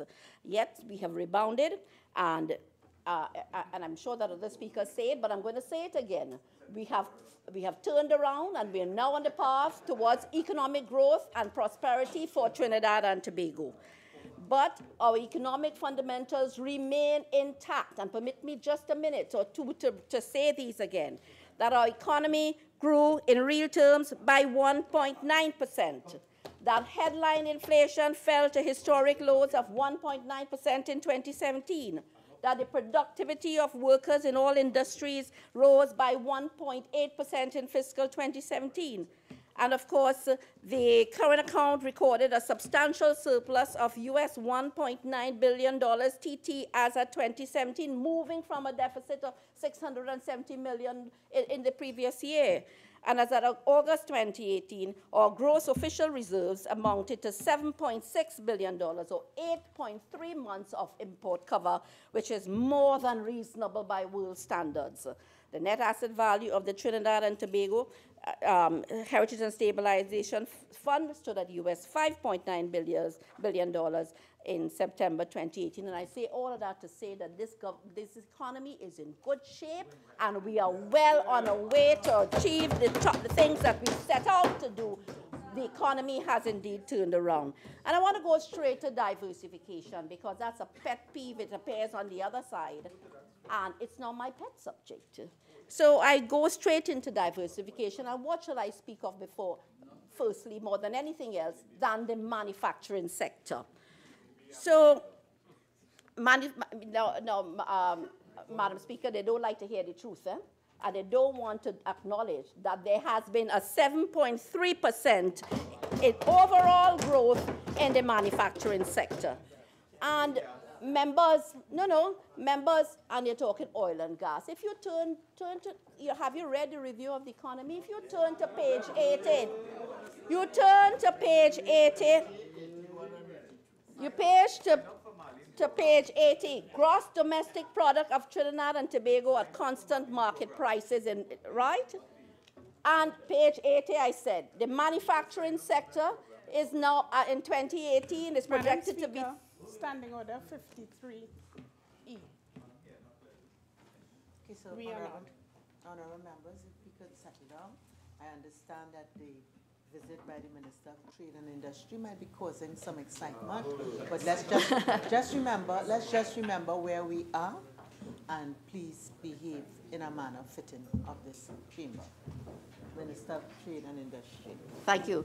And the fact is that the manufacturing sector will contribute $32 billion to our country's overall GDP. And the source of this data, let me make it clear, you're going to come up with all kinds of other things, is the Central Statistical Office. And the presentation and the categorization, which you have complained about, is the very same thing as last year. Nothing has changed but the growth. Right? These are the very facts. And manufacturing, we'll acknowledge, is broken down into 4 categories. The food, beverages, and tobacco sector, which grew by 5.62%. That is a fact. Textiles and clothing grew by another 1.46%. We'll acknowledge that petroleum and chemical products grew by 9%. But, Madam Speaker, the overall growth is encouraging. And in the petrochemical sector, we are pleased. We are pleased for the increased output, which is on account of the gas availability made to those industries at Point Lisas under our government.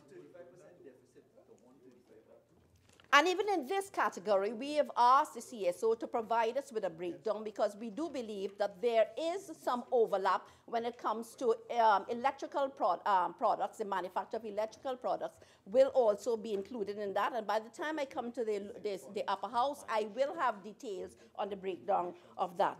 But I mean, this is very hopeful. I mean, when one considers the recessionary period and in fact the global recession, this increase is very heartening, and more so the fact that it has come from our exports, because we all know that demand would have been down, would have been suppressed in Trinidad and Tobago, and even in the Caribbean region, in the CARICOM region. So most of it has come from exports, and we are very pleased about that. I want to show you, I want to come to a select group of products which have in fact improved, because the proof is in the pudding, it's in the facts. The manufacture of malts and liquors and manufacture of soft drinks, mineral waters increased by 20.3%. The manufacture of bakery products increased by 13.39%. The manufacture of chemicals increased by 12%. You don't want to hear these things. The improvement in the category of grain mill products and starches and prepared animal feeds improved by 8%. Manufacture of basic metals and fabricated metal products, 7.62%. The processing and the preserving of fruits and vegetables improved by 5.82%. You don't want to hear this, but this points to the fact that the manufacturing sector is on a roll. And the production, and I'm telling you, is on a roll and doing very well, and I could go on and on. But, Madam Speaker, even looking at the country's trade surplus,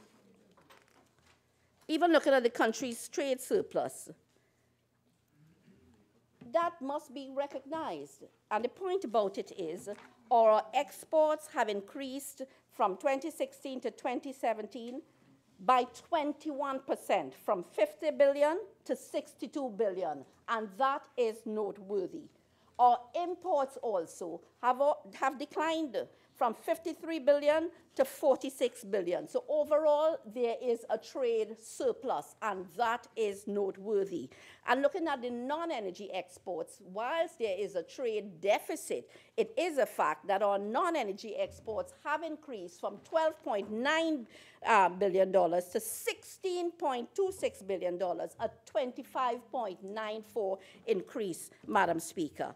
So looking at the trade deficit, yes, we still have a trade deficit of $19 billion, and that is because of our our appetite for food, imported food and cars and clothing and so on, and that we must curb. But at the end of the day, even the trade deficit has improved from a negative $26 billion to now a $19 billion.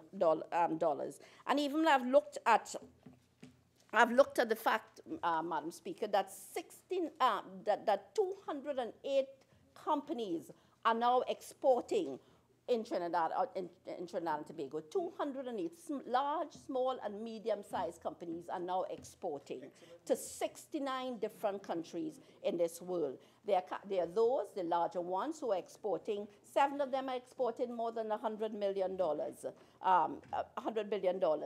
$100 million, but there are those small ones, and those are the ones that we must pay attention to. 156 of them, just in the category of 1 to 10 million. But those small and medium-sized manufacturers, those are the ones that can grow, and those are the ones that we are prepared to assist.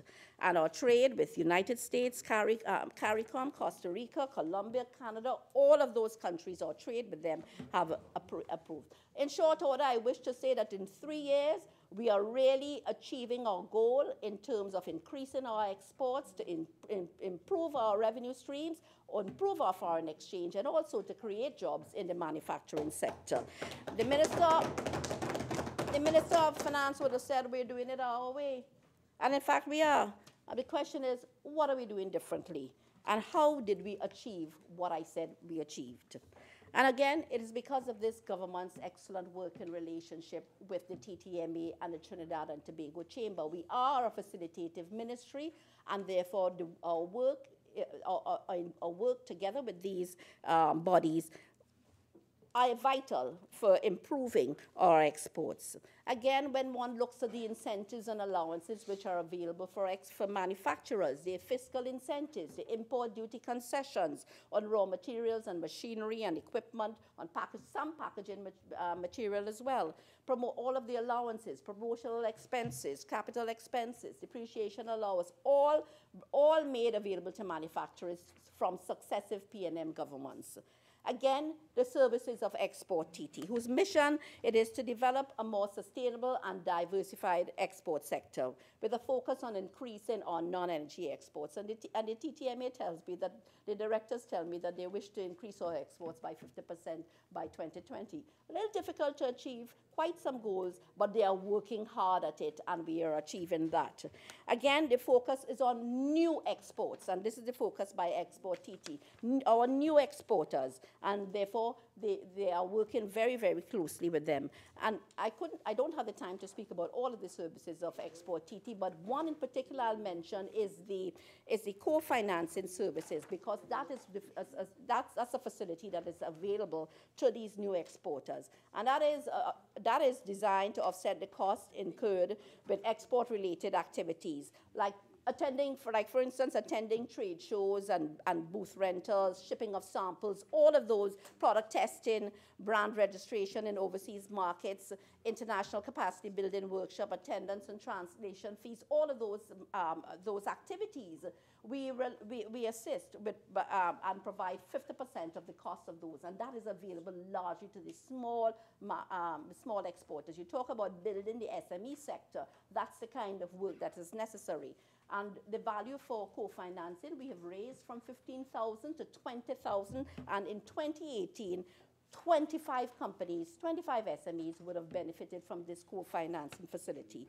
In addition, another area of support are the trade missions, and I can tell you that the Ministry of Trade again, works well with the TTMA and the TT Chamber in supporting and attending and hosting inward missions as well. And since coming into office, the ministry has supported 15 trade missions to 12 different markets. Some of them, like Cuba and so on, we keep going to year after year.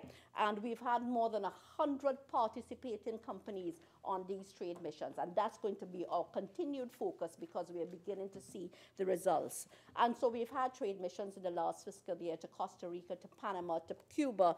And in Cuba, for instance, where we are not actually seeing increased numbers yet, we are now beginning to hear that all of the efforts are bearing fruit. For instance, Answer Coatings has gotten their first order for paint into Cuba, and that is for about 15 containers of paint. So it's starting, but we've continued to do trade missions to Jamaica, to Panama, to Guyana.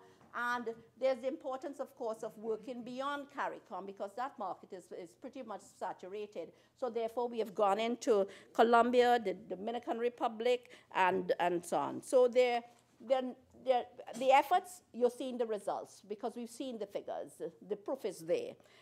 But as I said, the focus has to be on the extra-regional markets. So Madam Speaker, let me just, I don't want to spend too much more time on this. I would have announced sometime, I think it was last year, that we were looking at doing a partial scope agreement with the government of Chile. I want to say that during the course of the year, we did begin exploratory, we did form a workshop group between ourselves. This working group was to facilitate exploratory discussions towards the partial scope agreement. Chile is an extremely important market for us in terms of our ammonia and other products exported to Chile.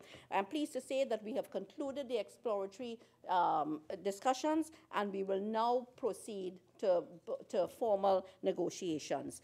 Again, we are implementing the Panama's partial scope agreement. We are also reviewing the Guatemala and the El Salvador as well. There are other facilities that we have launched, that we committed to launching in the last budget, and that we did in fact launch during 2018. One such, and again to assist small manufacturers more than ever and agro-processors, is the grant fund facility, and which allows each individual or company to access $250,000 per applicant for the purchase of machinery and equipment within the areas of manufacturing and agro-processing. So as we said, this has gotten off the ground, and it's a gift to these SMEs. And the priority sectors which we have targeted include cocoa, coffee, chocolate processing, aquaculture, local beverages. To date, we have awarded two applicants the sum of $351,000, and 6 more are currently being processed. And Madam Speaker, another area of support is with regard to research and development. And Theme 4 of the Vision 2030 National Development Strategy recognizes the importance of developing globally competitive businesses. But in order to do so, to be globally competitive, you have to engage in research and development so that you can develop new processes, new products that will distinguish you from other products that are available on the market. So that, as we promised in the last budget, we did launch the research and development facility where grants of up to $1 million can be afforded to any company or person desirous or satisfying the application requirements. And the aim, again, is to stimulate and support investment in new technology and innovation. You're talking about moving from the opportunity is for you to move from the idea stage to the development of prototypes, to feasibility studies, to the commercialization of the product. That's the range of activity which monies from this fund will satisfy. To date, 3 applications have already been approved, totaling $787,000, and 5 more are now being processed. So, Madam Speaker, we are at the point where, because of all of these programs, we have developed a number of new and innovative products, new products that will find themselves in niche markets. And I'm talking about our chai rum, dark chocolates, which are on the shelves in Harrods of London, the Twigs Natural Tea, which has won many awards internationally, the Maruga Hill Rice, which is unique to us, and also sweet potato fry. Madam Speaker, we also said that we were, in the last budget, that we were going to launch the foreign exchange facility at Exim Bank, and we have, in fact, done that. This is a $100 million fund, which was launched in May 2018 by the Honorable Minister of Finance. And of course, this eases the previous challenge, some of the challenges that manufacturers would have had in terms of being able to pay for their inputs into manufacturing for the raw materials and so on. There are conditions which are required to be satisfied, but the monies are available. This is functioning, it is operational, and it is really of great assistance, in particular to the small and medium-sized manufacturers who would have difficulties in accessing foreign exchange from their bankers. Madam Speaker, we had also spoken last year about this export allowance, and it wasn't launched, but however, several discussions were held with the manufacturers in this country, and there was quite a bit of collaboration as to the format of this. I mean, the government wants to recognize, yes, we would make incentives available, but it ought not really to hurt the country's revenue to any great extent. So this incremental foreign exchange tax credit announced in fiscal 2019 is a result of discussions between the manufacturers and the government, and it is to be applied, the tax credit is to be applied on incremental exports only, that is, incremental exports to the previous year. And we are, as I said, we have given the manufacturers what they've asked for, and I give you the assurance that this incremental foreign exchange earnings tax credit will come into force during this fiscal year, and the end result of it will be, again, boosting exports and enhancing foreign exchange earnings and so on. Madam Speaker, I want to talk about the question is always, what products do we go into? What subsectors, what industries? And so I want to talk about the aluminum industry. Madam Speaker, you know about Sural. You should have done something with Sural, but you didn't do so. Madam Speaker, last Wednesday, Madam Speaker, last Wednesday, the government launched yet another major project, which is the Alutech Research and Development Facility, which is a manufacturing plant to produce aluminum wheels, rims from imported ingots. This has nothing to do with the Alutech smelter plant. This is the production of, this is the manufacturing of alloy wheels, aluminum wheels, and parts, we will come to parts as well, from imported ingots. And really this launch was a defining moment in terms of the development of the downstream in aluminum industry in Trinidad and Tobago. And it's really a continuation of a journey which began since 2005, but of course was purposely derailed by the UNCPP government when they were in power. And you will recall that the construction of that plant really began in 2009. And when they came into power, for no good reason, Madam Speaker, the project came to an absolute halt with no activity between 2010 and 2015. Madam Speaker, we could have revolutionized the downstream aluminum industry. We could have done that, but they never saw the merit of it. In fact, I don't even think that they went into any discussions of it. It was all politics, a P&M project, and they stopped it. Now, Madam Speaker, there's absolutely no reason for you having stopped it. That is a fact. And I'm sure that you never reviewed the plans, never looked at the benefits to be derived from the downstream industry.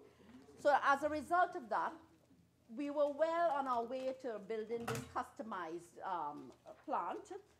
And as a result of that, the plant remained unfinished. And of course, all of the opportunities for foreign direct investment were lost. All of the opportunities for increasing our revenue streams were lost. All of the opportunities for creating jobs were lost again. And all of the manufacturing equipment, which was already purchased, was left idle for 8 years. And really and truly, you have to, I mean, think of it.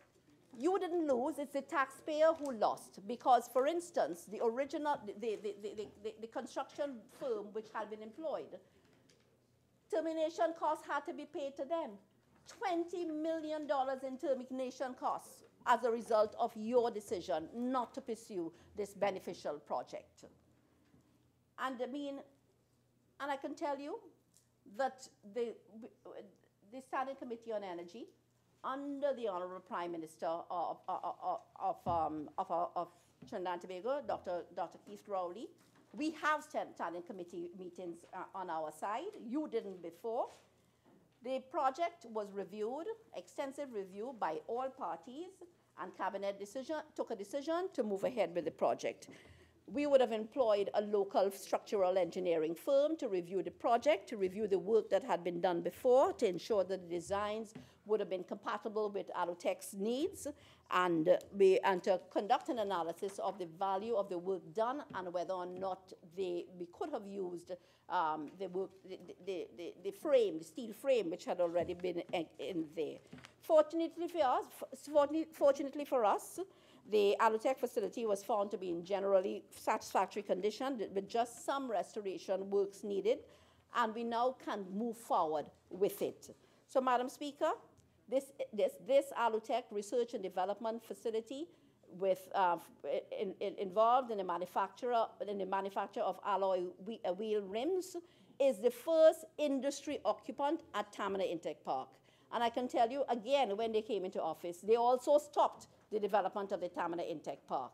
The flagship building, which was 90% complete, you put a coat of paint on it and you put a marble slab with Vass and Barrett's name on it. But really and truly, you did no work on the flagship building, just a coat of paint. And the rest of the Tamina project, you just stopped it. I can tell you that when you do things like that, whose loss is it really? It is the country's loss, because many other countries have gone ahead and have developed their technology parks and left Trinidad and Tobago behind, making it absolutely difficult now to get into the technology field. But it's going to be our focus to do just that, technology, high-value manufacturing. But again, coming back to the aluminum industry, you really have to look at where this industry is going. And it is that by the year 2020, this industry is targeted to grow globally to US $200 billion. And what I say this to tell you, so that you can examine the loss that this country has had to bear on account of your decision. We could have been far ahead with this, and the country would have been enjoying revenue streams from this project. And because they simply did not see the value of the aluminium project. But we're going to go ahead with this, and this is not the only one, Madam Speaker. We will also move ahead with the cable and wire plant, and also the aluminum flats project, and both of these projects are again will be hosted in Labrie. So, Madam Speaker, again, we're satisfied with the. Yes, in Labrie, and the people of Labrie will benefit from this. And Madam Speaker, so this particular plant will generate on completion 100 direct jobs and more than 500 indirect jobs, and of course put us in a position to earn valuable foreign exchange.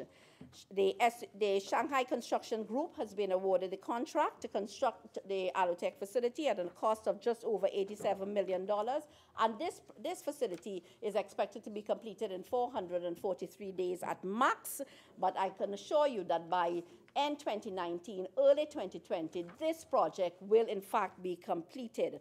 And of course, the contractor has agreed to utilize 60% local labor, including local subcontractors. And of course, this will bring great benefits to the people of Wallerfield and environs. And Madam Speaker, I can tell you that this fits well with all of the work that we are doing along the east-west corridor. And my colleague, the Minister of Works, will speak about the QREP interchange and the Valencia to Toco Highway and the Churchill-Roosevelt Highway extension to Sandy Grande. And, of course, the Arima Hospital and the Sandy Grande Hospital, Madam Speaker. All of these projects targeted at improving the well-being of the people of the east-west corridor. Madam Speaker, and I can tell you that with regard to the cable plants project, and also to the flat rolls project, those two projects will create 1,000 direct jobs and 3,000 indirect jobs as well. Madam Speaker, another commitment is to always, if we want manufacturing to grow, another commitment is the provision of economic spaces. You have to have the spaces so that when they're ready to put their plants down, there's an organized commercial space that is ready. And so this government took a decision to establish the Phoenix Park Industrial Estate, and this is very close to the Point Lisas Park. It's 5 minutes away from it. And of course, this work is expected to commence in January 2019 and will be completed by December 2019, 12 months later. The project is a US $104 million project, which will be secured through a concession loan facility from the China Exim Bank. The new facility will target businesses of high value and light manufacturing, warehousing and distribution, emerging industries, etc. And Madam Speaker, it's going to be a state-of-the-art, very modern facility, which has distinguishing features in terms of environmental protection, energy savings, functional and aesthetic value as well. You would know that in June of this year, the government, they would have signed a memorandum of understanding with the Beijing Construction Engineering Group to develop this park. And concomitant with this is a commitment by the Chinese to provide 10 manufacturing plants, the first 10 manufacturing plants into this estate. So there's been interest already shown in the glass powder manufacturing business, the air-conditioned manufacturing, paper converting operations, ceramic manufacturing as well, wood processing, communication equipment manufacturing, building materials manufacturing as well, food processing, Madam Speaker. And again, there's a commitment by the Chinese to ensure that there's 60% local labor and the purchase of at least 50% of building materials within Trinidad and Tobago.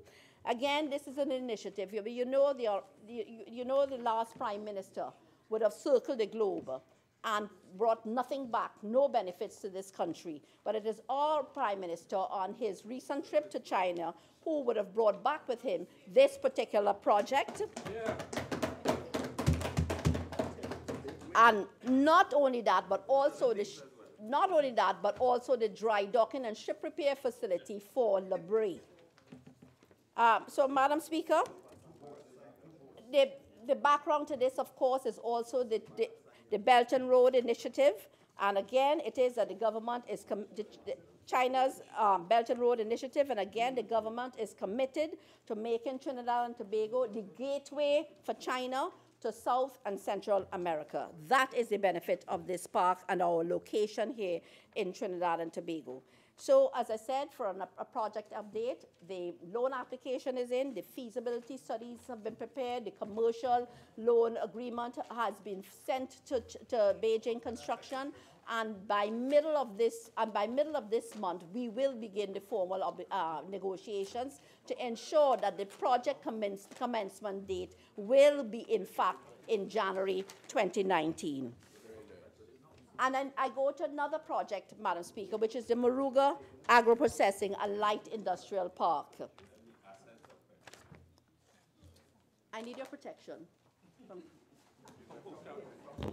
I just want to advise members that anytime I could hear a voice and know precisely who's the speaker, that person is offending Standing Order 53(1)(e). Please proceed, Minister. Trade and Industry. So, Madam Speaker, I go now to another park which this government is doing, and it's different in terms of it being an agro-processing park, but not only agro-processing, and I wish Oropouche West would have been here. This is a park in Moruga to facilitate agro-processing and also light manufacturing. The project actually commenced in May 2018. Project commenced in May 2018 and will be completed in May 2019. This park will occupy about 18 acres of land. And this is a part of an initiative as a component of a wider national policy to prioritize the agricultural sector and to improve this nation's food security. But there was a lot of negativity regarding this contract regarding this project by the member for Oropouche West. She asked questions as to why build this park. She saw no value in light manufacturing and agro-processing being placed in Moruga. She was very confused because on the one hand, she was speaking about the value added in agro-processing and in agriculture. And on the other hand, she was saying that there was no need for this park. And the worst of the comments is that the member accused this government of giving the construction contract to friends, implying that there was no transparent process. And Madam Speaker, that is further from the truth of this. And the member should really take kindly to doing some research before speaking I'm making these very awful comments. Obviously, the member sees no value in agriculture. She had a lot of negative things to say about it, and the Minister of Agriculture, Lands and Fisheries will deal with her when he comes to this honorable house. So no value in manufacturing, no value in agro-processing, and really does not want to see the people of Moruga progress. Why does the opposition not want to see the people of Moruga progress? Progress, and I'll tell you, you're laughing. When we took a decision to develop the petrochemical sector, we could have taken that and put it on the east-west corridor. We could have taken that and placed it in Marabella and in Point Fortin. We didn't do that. We put it in central Trinidad, and it's the reason why Couva and Chaguanas are what they are today. And that is because of a decision taken by us. But we have been very careful with this project. I can tell you that it is a successful project. Our approach has been a meticulous one. We have done a master plan to support the project. And I can tell you that there was a very open, transparent process for the selection of the contractor. There were 12 proposals received. So all of the assertions made by the member for Oropouche West were in fact false. There were terrible allegations. We did all of the compliance checks and the technical evaluation and the contract. After all of that was awarded to Roscon Limited. Roscon Limited has about 30 years experience in steel design and fabrication and engineering. They've completed several construction projects. Madam Speaker, this was entirely a project that went through the rigors of a proper and transparent process. All of the allegations, the false allegations made by the member for Oropouche West was completely unfounded, and it's very, very disappointing. So I want to tell you that this project is definitely one to benefit the people of Moruga, along with many other projects that we are doing in Moruga. The Moruga Fishing Port and so on, which will be spoken to. And again, development is not about development of Port of Spain and San Fernando. Development is about all of Trinidad and Tobago, and the people of Moruga. And the people of Moruga deserve no less, Madam Speaker.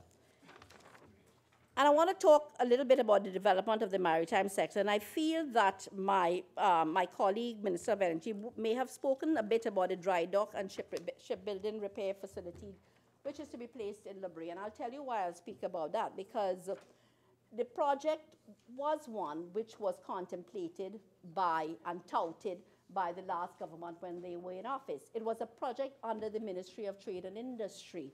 So there was a lot of discussion. An agreement had been signed. The cabinet had approved it.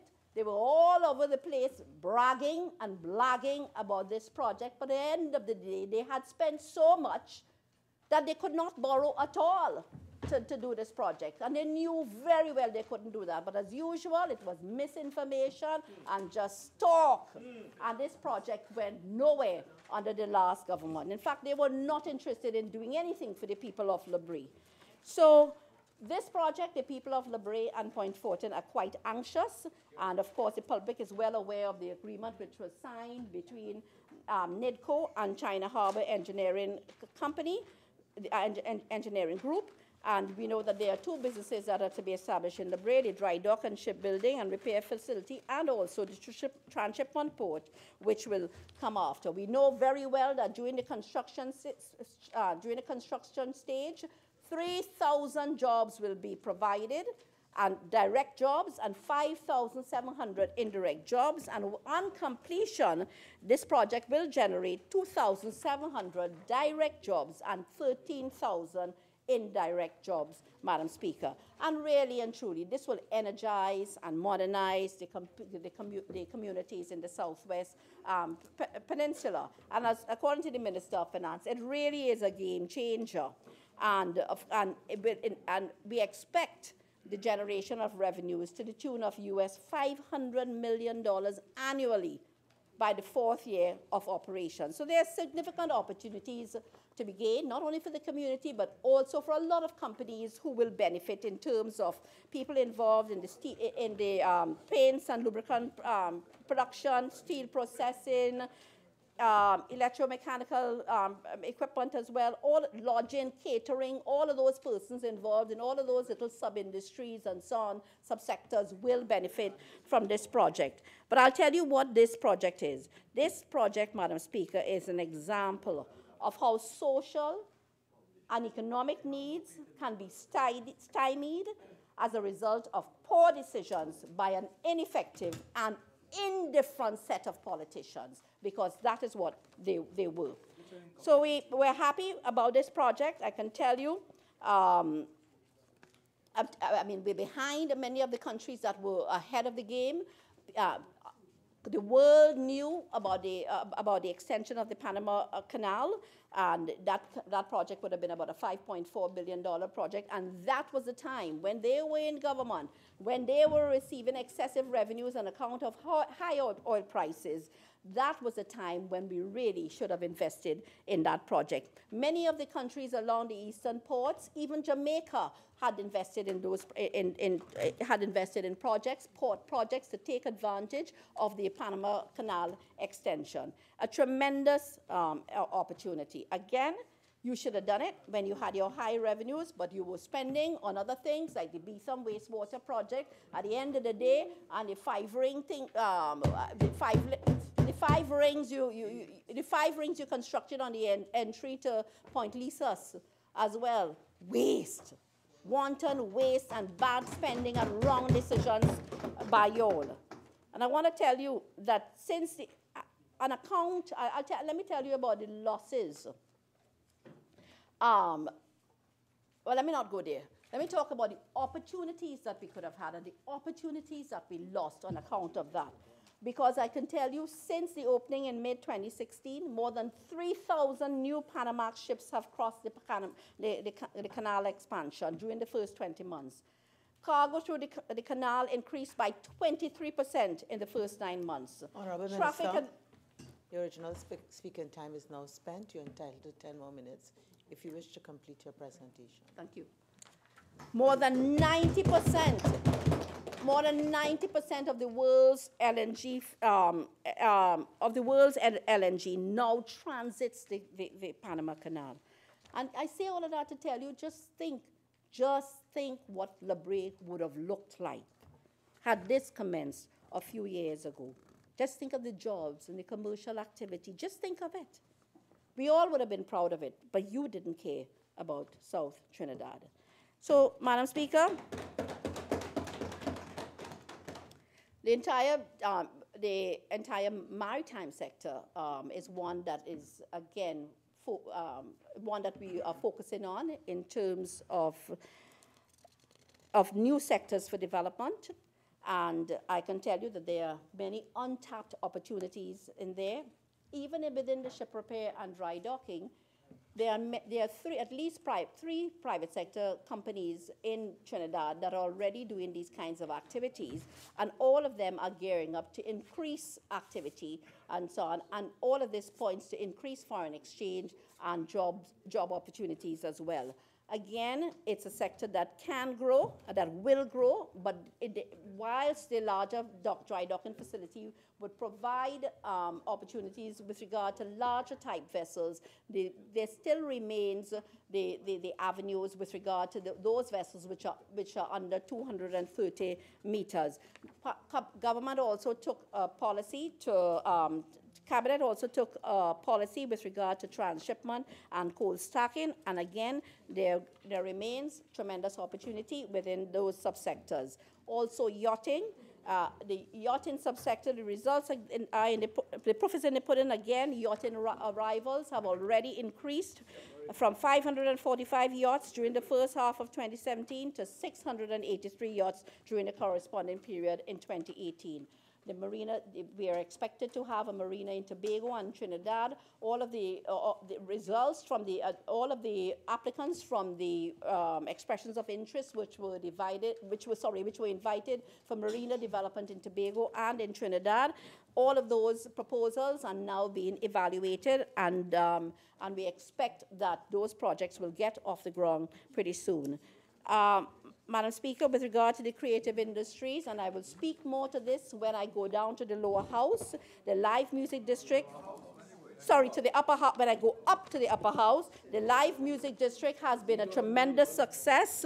Again, with more than 68 participants in showcasing in more 360 performances, 360 performances. And what I can tell you is that this was a pilot project, and we now understand. We've done the consultations with the venue, the owners of the venues, and also with the artists, and we are now preparing a finalized program to be presented within Port of Spain, and we are then going to go to other areas as well. In fashion, the Fashion Value Chain Investment Project has been an absolute success, and I can tell you that we have now opened that to a 4-tier program where we have a global value chain project, which is for those designers that are ready to export. We also have the traditional non-global value chain, the incubators, and also the future support.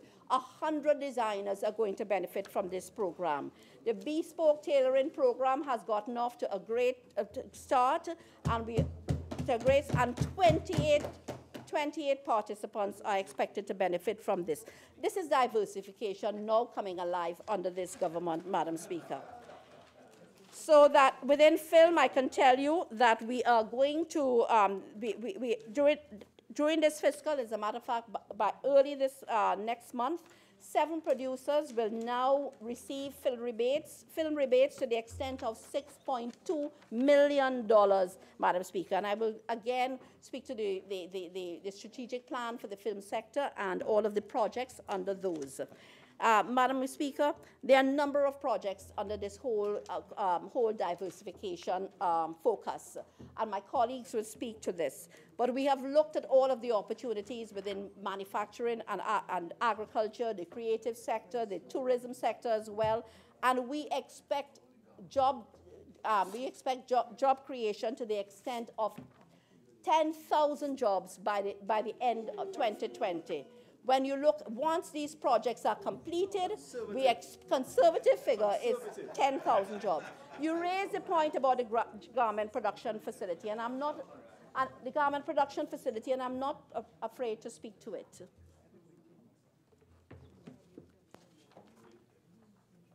Minister of Trade and Industry. I'm not afraid to speak to it, Madam Speaker. This project is under review. There have been some budgetary constraints with UTT. It's a joint project between UTT and also Fashion TT. And we are now reviewing the project, rescoping the project. There are possibilities, there are great possibilities that we can get EU financing under the 11th EDF, and that's the way that we're going.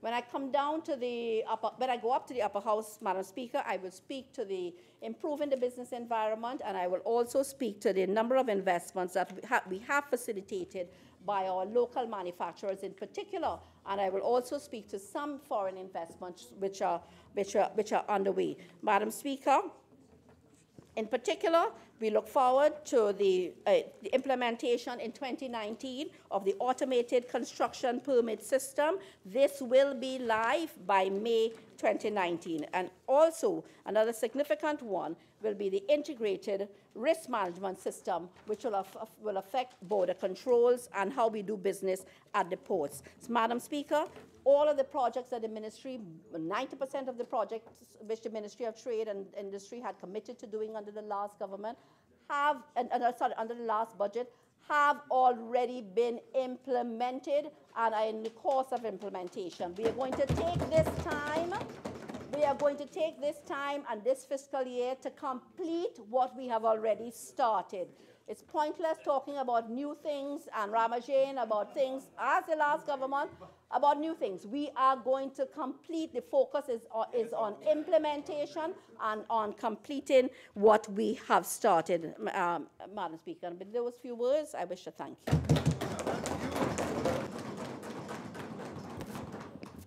Honorable members have been advised that now is a convenient time to take the lunch break. This House is now suspended. We shall resume at 2 o'clock for the continuation of the proceedings.